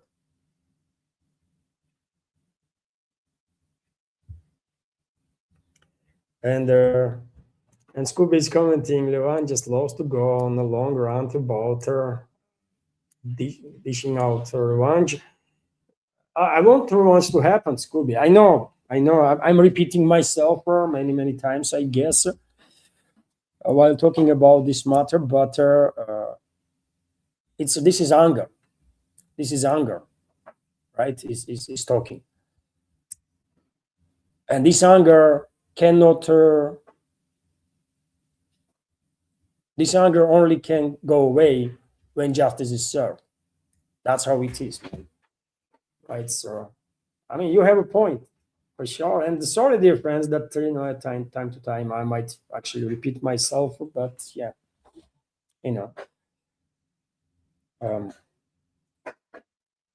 Also, there was super chat from Data Closer. Thank you very much, Data Close, for your super chat and their $5 donation to super chatter on Rumble. Data Close is commenting: US can't defeat Iran, but if Iran shares control of Strait of Hormuz with Oman, USA will pull boots on the ground in Oman, overrun the country, and take the control of the strait. High possibility. There was an attempt earlier, decades ago now, to overrun Omani monarchy, right? And one of the countries who protect Oman was Iran. Iran protected Oman then, decades ago. Iran will protect Oman now too. So I don't think if US will go for a regime change in Oman, that will succeed necessarily, because Iran is just right there. Iran is right there, and they're not going to allow US to succeed in that. They might try.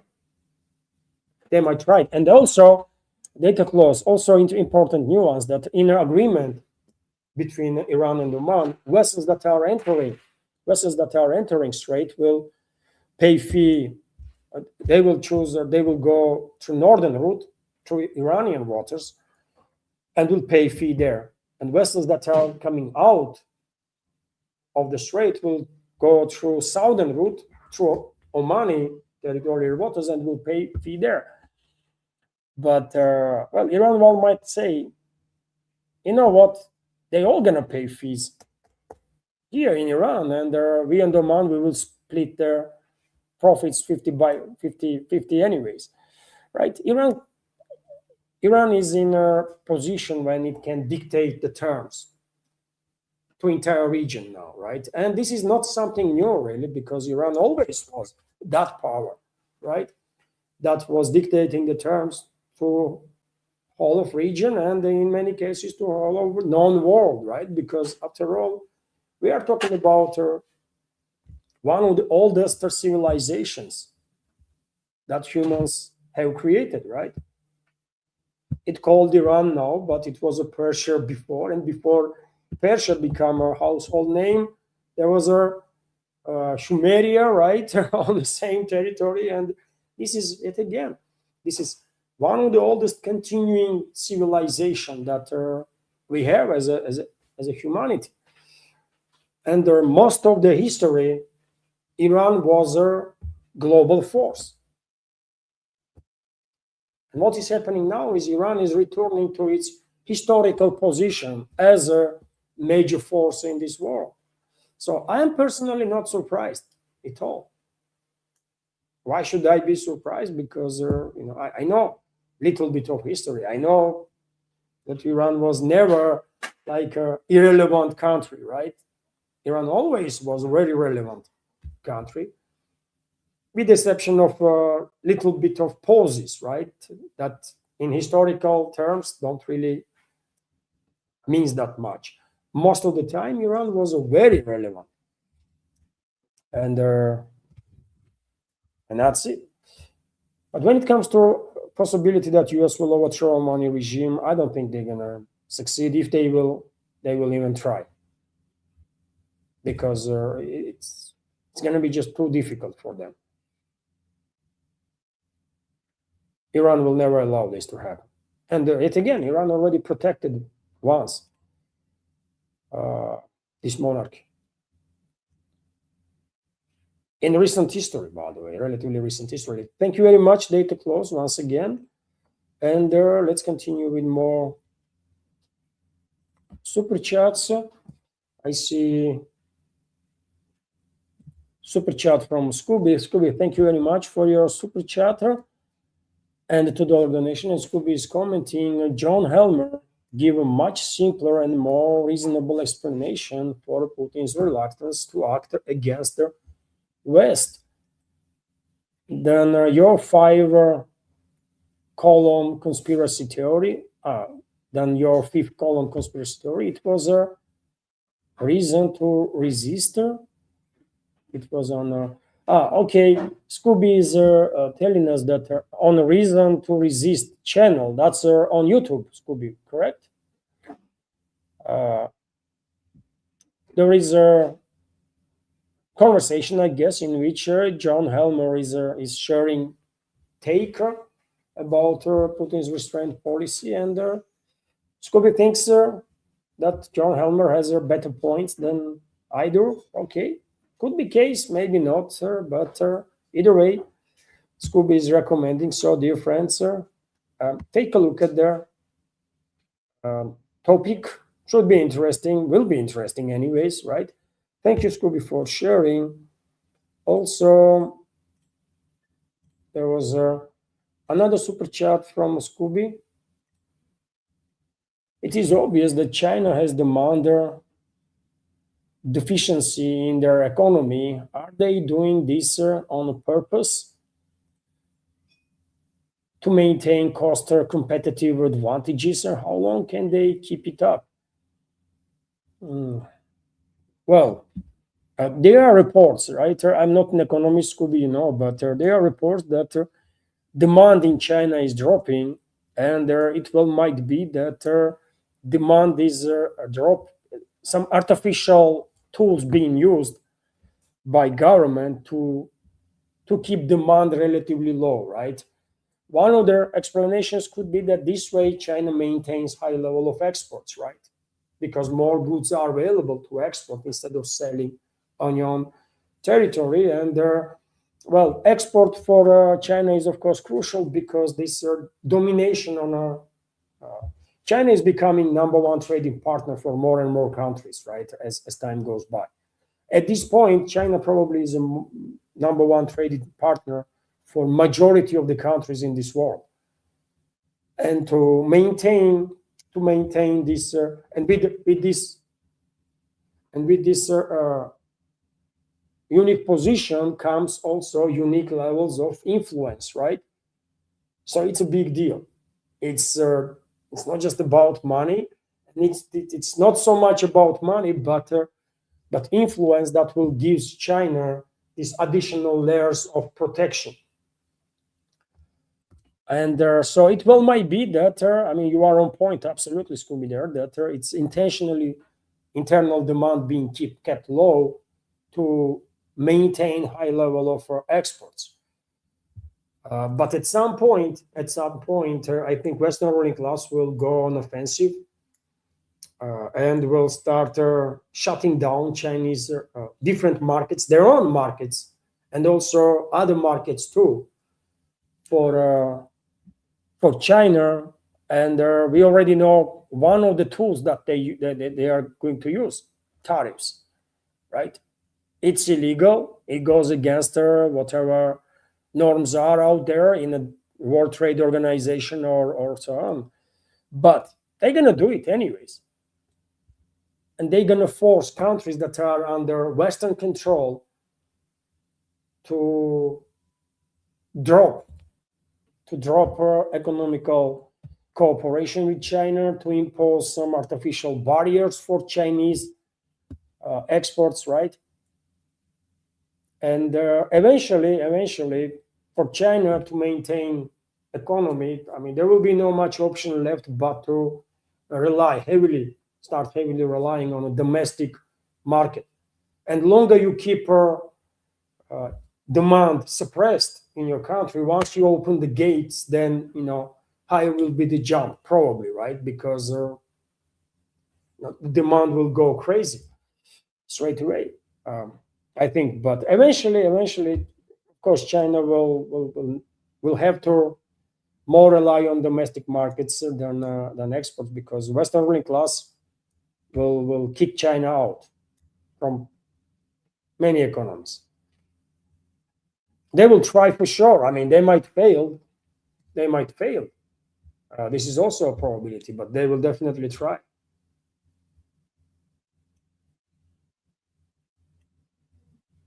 But yet again, on these topics, of course, opinion of experts in finances, in economy. I mean, those opinions that of course matters more, because I mean, I'm not a financier, not an economist. So what I know about it, just sharing my uh, take on the matter. Also, there was another super chat from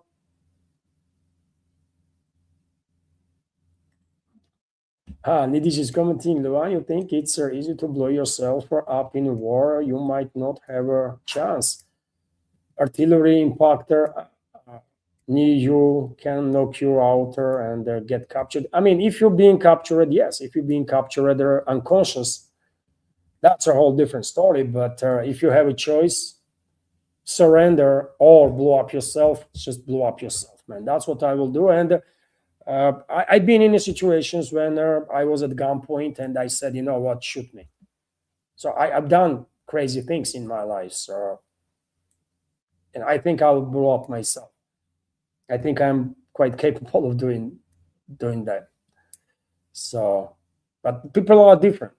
People are different, you know. So, but if you're being unconscious due to some massive injury or concussion or something, yeah, that's a different story, of course. But there is also ways how to kill yourself if that need is there, even with bare hands. I mean, I know several ways how this can be done. For example, don't ask me why I know this, but yeah.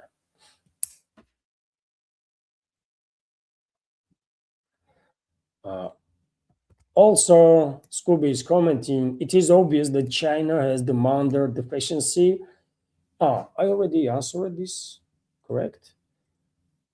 Uh, and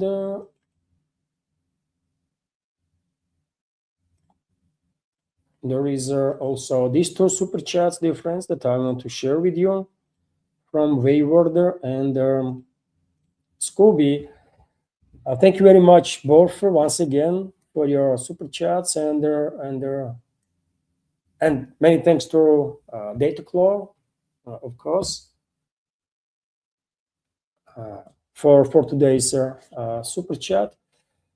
And let's read this. Scott Ritter on Judge Napolitano said Putin was encouraging investing in Russia during the St. Petersburg Economic Forum.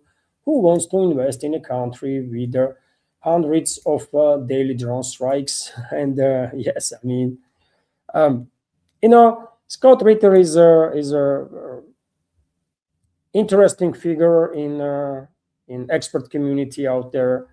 I think I definitely watch, listen to programs when he is a guester on many topics.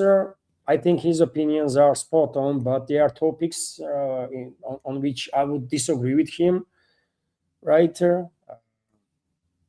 he sometimes I think he thinks just because he was here in Russia like a few times and he spoke to some people, he got this impression that he knows Russia or pretty, I mean, something about Russia. Yes, something may be, but yeah, he needs to learn more.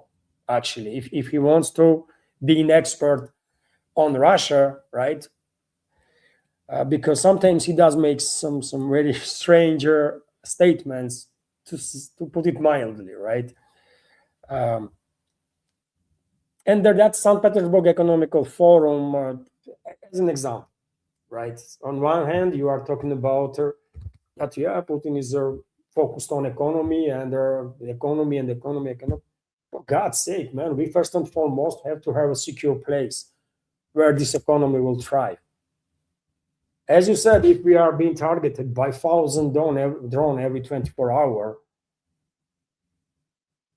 all over the European part of Russia, eastern regions of the Russian Federation, then what are we talking about? What kind of economy are we talking about? What kind of investments are we talking about, right? Or are we just misleading ourselves here? And also, Wayward, don't forget that Scott Ritter is a U.S. citizen. He is a U.S. patriot, right? And his judgments, his statements, based on what he thinks is best interests of the U.S. And if you keep that in mind, then his statements and statements of number of other experts out there in the West will make more sense. They don't want Russia to be strong. They don't want Russia to be successful, right? They don't care about it whatsoever. They want their own countries to be successful and protected. And whenever there is a talk about, for example, restraint policy, well, what can replace restraint policy? Deterrent, right? What that means? That means retaliatory strikes on NATO member states that are killing Russian citizens, because without retaliatory strikes, Western class will not listen. And you think those experts want their countries to be targeted? You think they want their citizens, even criminal ones that are involved in mass killing of the Russian citizens, to be eliminated openly by Russian strikes and the reputation of their country to be decimated? They don't want this, right? So, of course, they will prefer Putin to be Russian president for as much as possible and as long as possible, and he to maintain restraint policy, because that guarantees that their countries not gonna be struck by Russia. Or at least it seems like, right, that Putin is not the guy who will ever greenlight Russia's security and militaries to restore the threat. So you see, whenever I'm hearing these statements from the Western experts that are praising Putin for restraint policy, I always think, why are they doing this, man? Maybe because they just, they don't care about Russia, man. All they want is their own countries not to be hit by Russia with retaliation. Correct? Because no matter how much they will disagree with their crazy policies of their elites, country is still theirs, right? And they don't want their countries to be hit. And I understand that point of view, right? I would not be critical of them for that. But same time, I would not recommend anybody to take those Western experts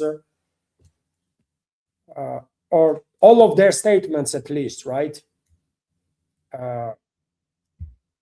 As a last instance of truth, right? Or the best strategic analysis that can be done out there, because they are judging based their personal,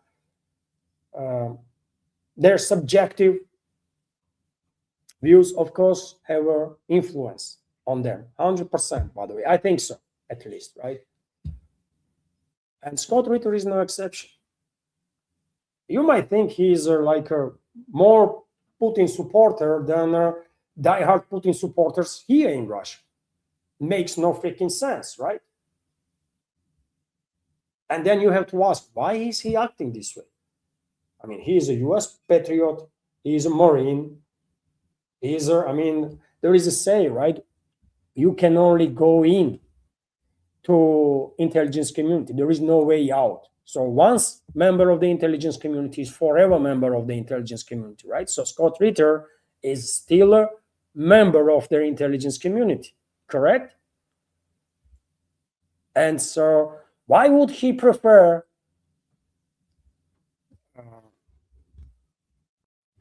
there should be no criticism of Putin to not exist on this topic of restraint policy, deterrent, and so on? Why would he be so protective of Putin in his statements? I think I explained my take. Why is that? And I think I have a point, man. Of course, none of those Western experts would like to see their countries being targeted, justifiably, rightfully so, by Russian Federation as a retaliation, because after all, no matter how much they disagree or dislike their own governments, criminal governments in the West, country is still theirs, and they care. That's it, man. And who can blame them for that? I mean, come on.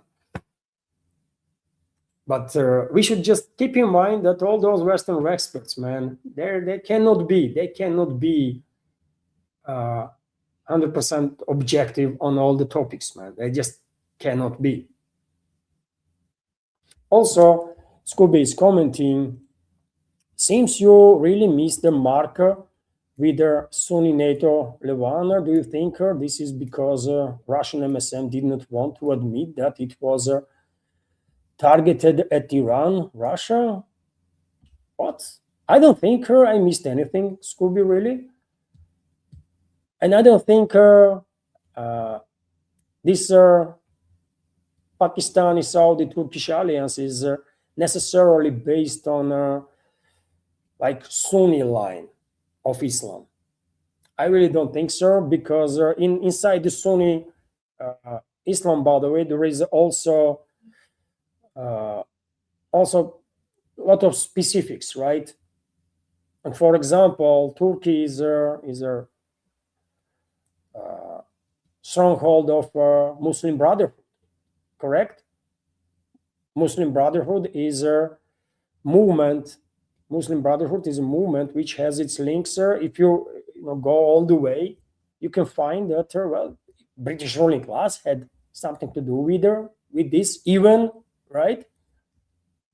And same time you have Egypt, and the Egyptian political class, ruling class, is a mortal enemy of Muslim Brotherhood.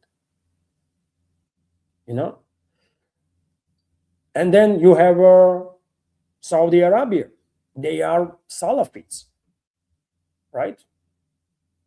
For those Wahhabis, everybody is wrong, right? Everybody. They are. If you are looking for most extreme form of Islam, that's it. Salafism, right? Wahhabism. So I don't think these specifics.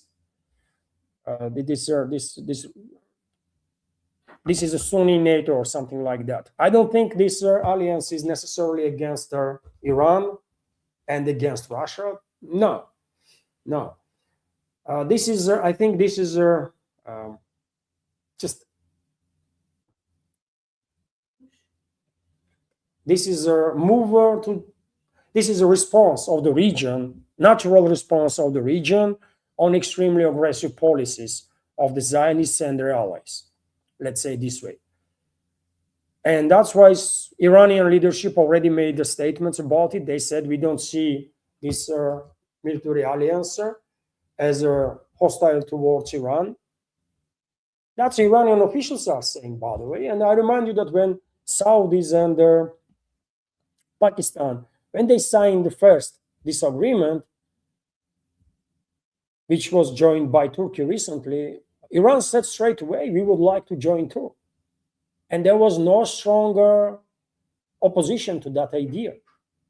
Next might be Egypt, which will join. But after Egypt, who knows, man? Iran? I don't see it as against Iran. Just because Shiites and Sunnis don't have some disagreements, it does not mean that they necessarily only think about exterminating each other. No, it's not like that. And just because Saudi is engaged in hostilities with their Houthis that are sect in Shiite Islam, also does not mean that Saudis are only focused on war with Shiites. No, not at all. Of course, Western ruling class will try to infiltrate and probably already have this organization, this alliance, and they will try to manipulate her. But if these countries themselves, if regional countries want to preserve themselves, right, want to survive, they wouldn't allow outsiders to manipulate with their directions. I don't think it's against Iran, man. Why should it be against Iran? And I don't think, honestly, any country in the region wants to be in a rough relationships with Iran. I really don't. Pakistan don't needs that, right? Because India is enough risks for Pakistan. They don't need additional risks from the West.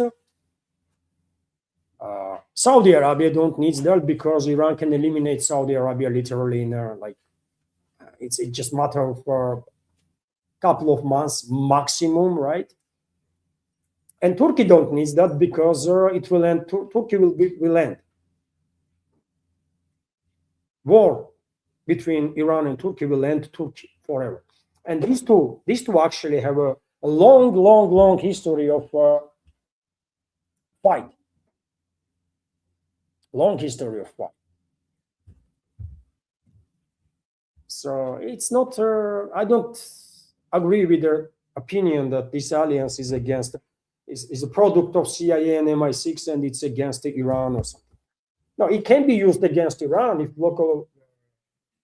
if regional countries will allow West to manipulate with them. But if they have any intention to survive, they should distance themselves from the Western influence, for sure.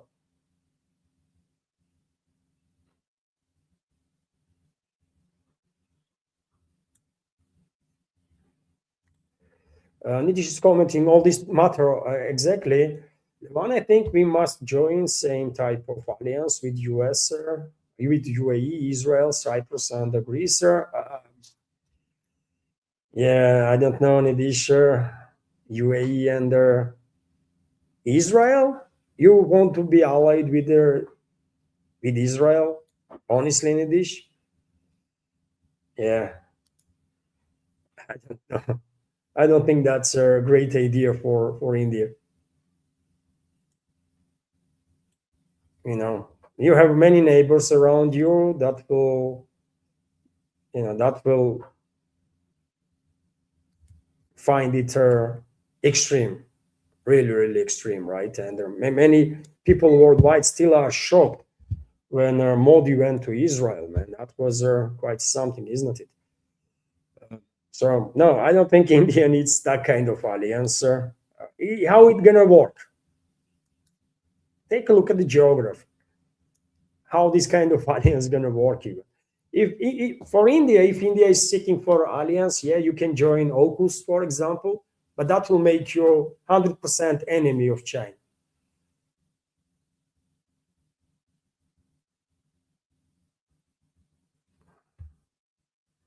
Right? AUKUS is, if you necessarily want to be like a member of the military alliance, then go for AUKUS in that case. That will make you enemy of China and enemy of Russia.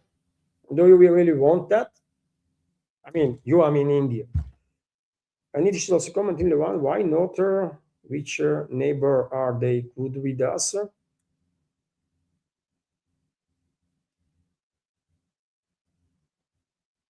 Who are is? I mean, you are saying that Israel is good with you. It does not matter what they are with you, man. What matters what they do and what they did.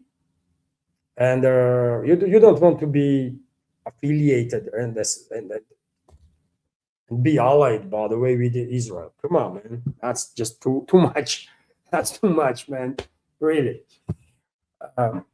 But yeah, if you necessarily, I mean, if you want to be in a military alliance, go for AUKUS.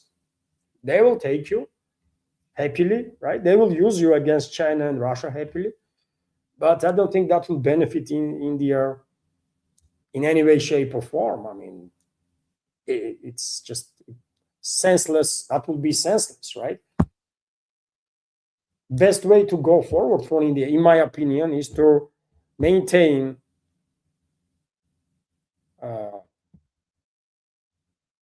this relatively neutral status, let's say, and build relationships with Russia, with every neighbor, and especially with Russia, right? I think, but yet again, it's up to New Delhi, of course, right? It's up to New Delhi. Also, dear friends, I think that's about it, isn't it? Did I answer? Oh, there was a two more super chats, dear friends. Good that I checked right now. So let's react on this two more super chats, and they're highlighted.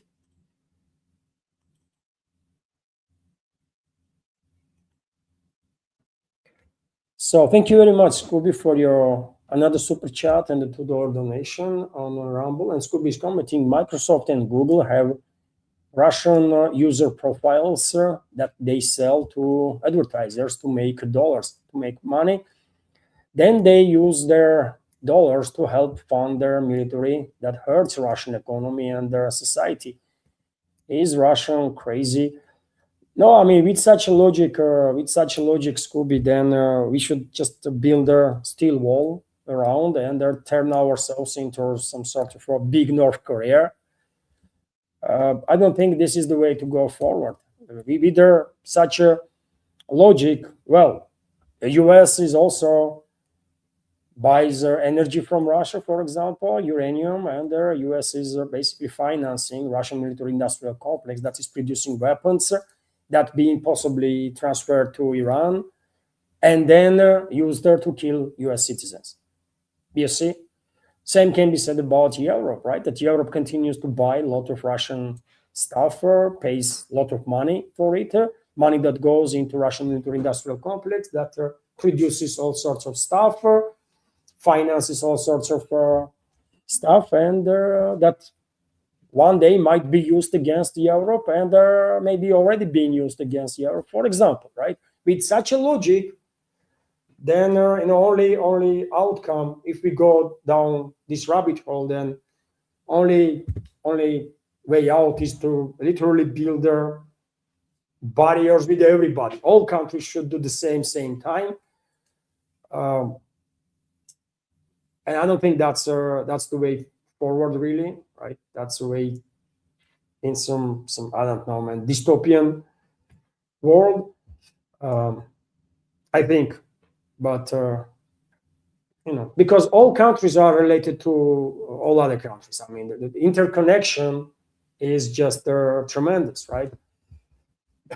At this point, maybe 200 years ago it was not like that, but right now, I mean, there's every country is linked to any other, one way or another.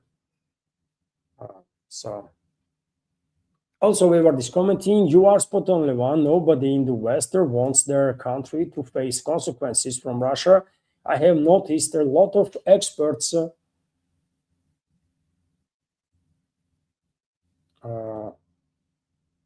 let me finish. I have noticed a lot of experts do prize Putin's restraint. Yes, I noticed that too. I noticed that too, Wayward, and I was wondering, and for a little while, what the hell, right? What's going on there? And then, I mean, it did not took too long before I come up with just simple and quite logical explanations that Those countries, those people, man, of course, they are patriots of their country, and they would not want to see their countries facing any consequences for the crimes that are committed by those very countries due to criminal leadership. No matter how critical of that leadership those experts themselves are. And that explains quite a lot of takes that those experts have. And I have respect, by the way, for those people, right? I don't condemn them for being subjective, because yet again, they are first and foremost protective of their country, and I understand that. You know, but same time, can I take their? At the same time, I'm realizing that no matter how good of experts they are potentially in this field or that field, there is topics in which I have to, take their views with a certain level of skepticism, right?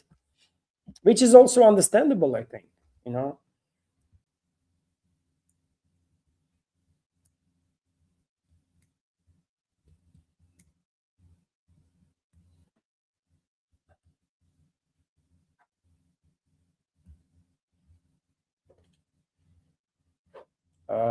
I see this commenter, TCHM, I don't think you are right. Please provide a reputable source backing that claim.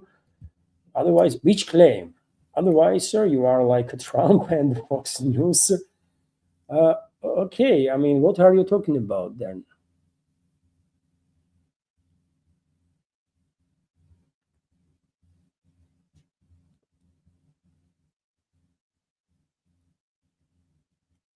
Huh? It is not very credible, just quoting of random users from the internet. I have never heard about Scooby before. Just before someone paid a dollar to confirm does not make it true. KCHM, we are having a conversation now. This is community chat part of their live stream. We just have an exchange of opinions, sir. You know, and that's it. What I mean, I don't know what you did not like necessarily. I mean, from Scooby's comments, I mean, he was critical of me at one point, but I did not have no issue with that. And not just at one point, by the way, Scooby is quite critical of me every, quite often. And so what? We are exchanging opinions. That's good, man. That's all fine by me. Uh, just because you did not like certain comment does not mean that we are, I mean, I don't know, necessarily demanding everyone to take our opinion and they're only believe what we say. We are having a conversation, friendly conversation, that's all. So, I don't really understand what necessarily you did not like, but just relax, man. You know, when I first noticed your comment, I was thinking, what's going on here? Just chill, man. We are just having a conversation. And news segment was in the beginning, right? First 1 hour or whatever. That was a news segment, and you can check every single news that I reported. But right now we have exchange of opinions, and when it comes to our opinions, we might be correct, we might be wrong, and it's all fine. You know. Also,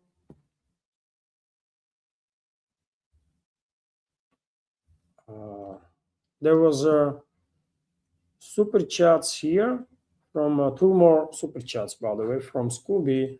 Let me highlight if I may, and I guess that's about it. We had a good conversation, isn't it?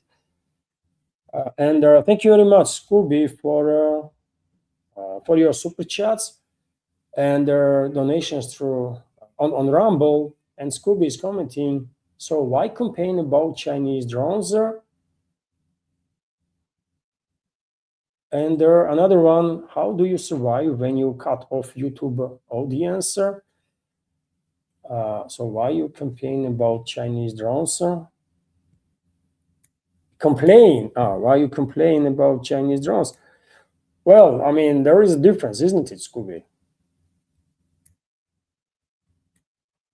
China is a strategical partner of Russia and sells weapons that are used against Russia. That's a whole different story there. China sells weapons, right? It's it's just too bad. I don't think there can be justification for that, right? I mean, I don't understand why Chinese are doing this.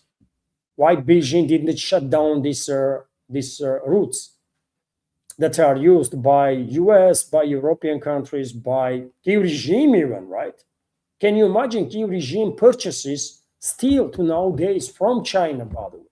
How that can be? Uh, yes, there is some statements on this matter. Allegedly, Beijing is trying to justify itself that they cannot control these private companies and it's just too difficult to track entire logistics. Well, when they want, they can track entire logistics of in any field, but they clearly don't want to intervene in this process. And yeah, we can speculate why is that. There is opinion that well, China is benefiting the most with this war, and longer this war continues, the better for China because NATO countries are demilitarizing themselves. Russia is taking massive hit, and China is making money. I mean, that's one of the arguments. For example, China is making money while on one side NATO countries getting weaker, on another side Russia is getting, in Chinese opinion, I guess, weaker, although I will argue Russia is getting stronger. But definitely Russia is feeling heat, though. That's true. And when it comes to another commenter, how do you survive when you cut off YouTube audience?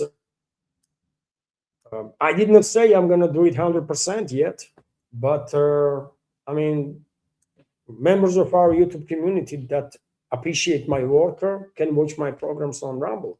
Is that difficult? If tomorrow Duran says, for example, and you know, dear friends, I'm a long-term subscriber on the Duran, for example, and channels, personal channels of Alex Christopher and Alexander Mercuris. If they decided tomorrow that well, for whatever reasons, they only gonna have programs, let's say on Rumble, you think what I'm gonna watch their programs on Rumble because I think they make interesting programs, right? Relevant programs. So it's not gonna be for me like much of an issue that now I'm no longer gonna watch it. No, I'm gonna watch it anyways, right? If it's a Rumble, it's a Rumble. If it's some other platform, I will watch another platform. Why it's a big deal? And I think they've been suppressed by YouTube also. Maybe not as much as my channel, by the way. What YouTube does to my channel is just beyond anything. It's not even ridiculous at this point. It's just way beyond that. But you know, I think, for example, Christopher's channel definitely is being suppressed because I'm regular viewer of his programs, and I should see his updates without search. But no, every now and then I have to search his videos, right? Why? But yet again, I have not said that that this is 100%. I'm going to move on Rumble, but I just shared with you my frustration, dear friends, with the YouTube, because it's just I don't know what can I do with this platform, man. It's just too much, really. You know.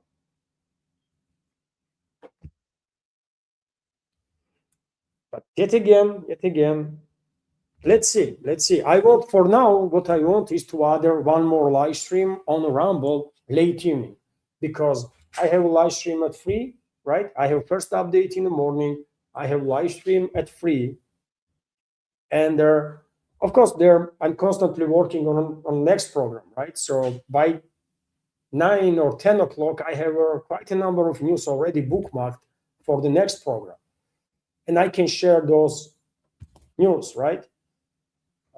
So maybe I'm gonna test it. If there is interest among the Rumble community, then good.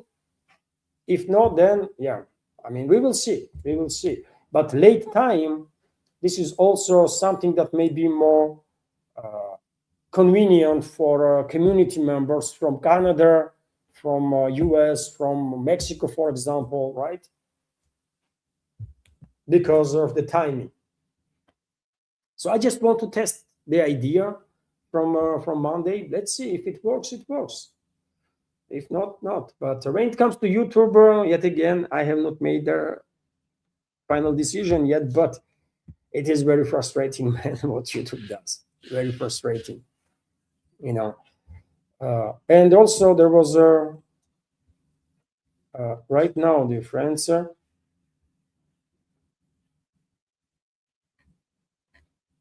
was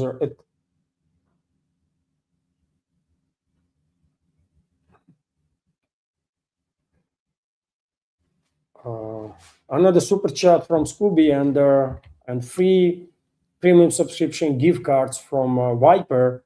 Thank you very much, Viper, for your premium subscription gift cards. Free premium subscription gift card is a $15 donation to this project. Each gift card is a $5 donation. So thank you very much, Viper, for your support. And let me react also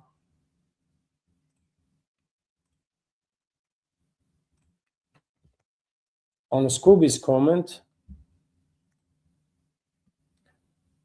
Once again, thank you, Scooby, for your comment. And Scooby is commenting, so Russian economic dependence that hurts Russia is okay in one case, but not another. Your logic was that it's unavoidable, bearing China's drone production. I'm not sure I get your comment correctly. So Russia's economic dependence that hurts Russia is okay in one case, but not another. Oh no, I mean, whatever Russia does, hurtful or not hurtful for itself, I mean, you see, Timbuktu is commenting that Levan, I noticed you are posting on Substack. Yes, Timbuktu, I started today posting something. I don't know the platform very much yet. I'm just testing. I made my page there a long time ago, but only now like start be a little active. I'm gonna learn the page, and maybe, as I said some time ago, maybe eventually, first I will publish some news that I do on Telegram. I don't even know if people do that kind of stuff there on Substack. I don't know about this platform much. I know there's articles, right, that people are publishing there. So my Substack gonna be free, right? It's gonna be free page, so there is no need to pay for a subscription. And I will just post, right? And someday maybe I will start publishing some articles. I want to start writing again, something serious, not just short messages, but something serious. So let's see if it will work out. Good. If not, then at least I will publish some updates now and then. So, oh, really? Scooby is commenting you can live stream on Substack. You see, I didn't knew it. So, I mean, I'm going to learn. As I said, I'm going to learn the platform first. I know it's a popular platform. Scooby, you were the one. I mean, not just one, but among those active members of community that were always telling me that, go for another platforms too, do something. And I'm trying. So, so let's see how it will work out. Let's see. And when it comes to your comments, Scooby, your super chatter, well, Russia's own policies, harmful or not, it's Russia's own policies, right? But when your strategical ally or partner does something that hurts you, that's still different. That's still different, and um, you know, we don't know. We don't know deep deep reasons why China does what it does, because I know only few people know, I guess, right? But it's still not nice, man. It's still not nice. If China, just imagine China and I mean, U.S. provoke or Western ruling class provoke war between Taiwan, Philippines, Japan, South Korea, and China. And U.S. is actively involved in this war. U.S. Western world, they are sending whatever weapons they can. And instead of assisting China, Russia would start one way or another, directly or indirectly, assisting Taiwan, Japan, South Korea, or Philippines, or whatever. Would that be nice? It would not, right? And explanation that it's just a private business and we cannot control everything would not justify Beijing. Same is now, right? Yeah, Beijing can come up with explanations, and they do. But is it just? I mean, did Moscow see it as a justification? No, not really. But still, I'm not sure I did understand your comment well enough, Scooby, because you are saying your logic was that it's unavoidable during China's drone production. No, China, yet again, what is more important for China? Those companies going to be just fine, I think, that are producing these thousands of drones. They will just start producing something else. We all know how adaptable Chinese economy are than Chinese manufacturers. So I don't believe even for a second that if those companies that are now directly involved in this mass production of the parts that are then used in the drones that are launched against Russia will just go bankrupt if Beijing says no, that you can do that no more. They're not going to go bankrupt. They're going to start building, I don't know, man, something else. If Chinese business has demonstrated anything, is how resilient they are and how innovative they are.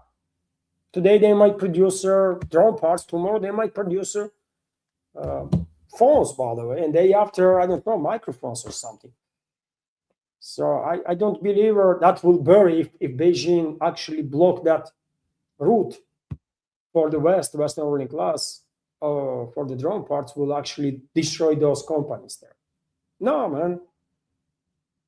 I don't think anything can destroy Chinese companies, by the way, because they are just too innovative, right? Today they might work in one field, tomorrow in something different if need be. So once again, thank you all, dear friends. Thank you all for your interesting conversation, for your support, and well, I guess this is it for now. About tomorrow, I don't know, dear friends. Maybe I will have probably live stream, but not sure about first update. And on Sunday, we're gonna have a big community chatter as we do on regular basis. So this is it for now. Thank you very much for your time and attention, everybody. Have a wonderful day, great upcoming weekend, and take care. Bye for now.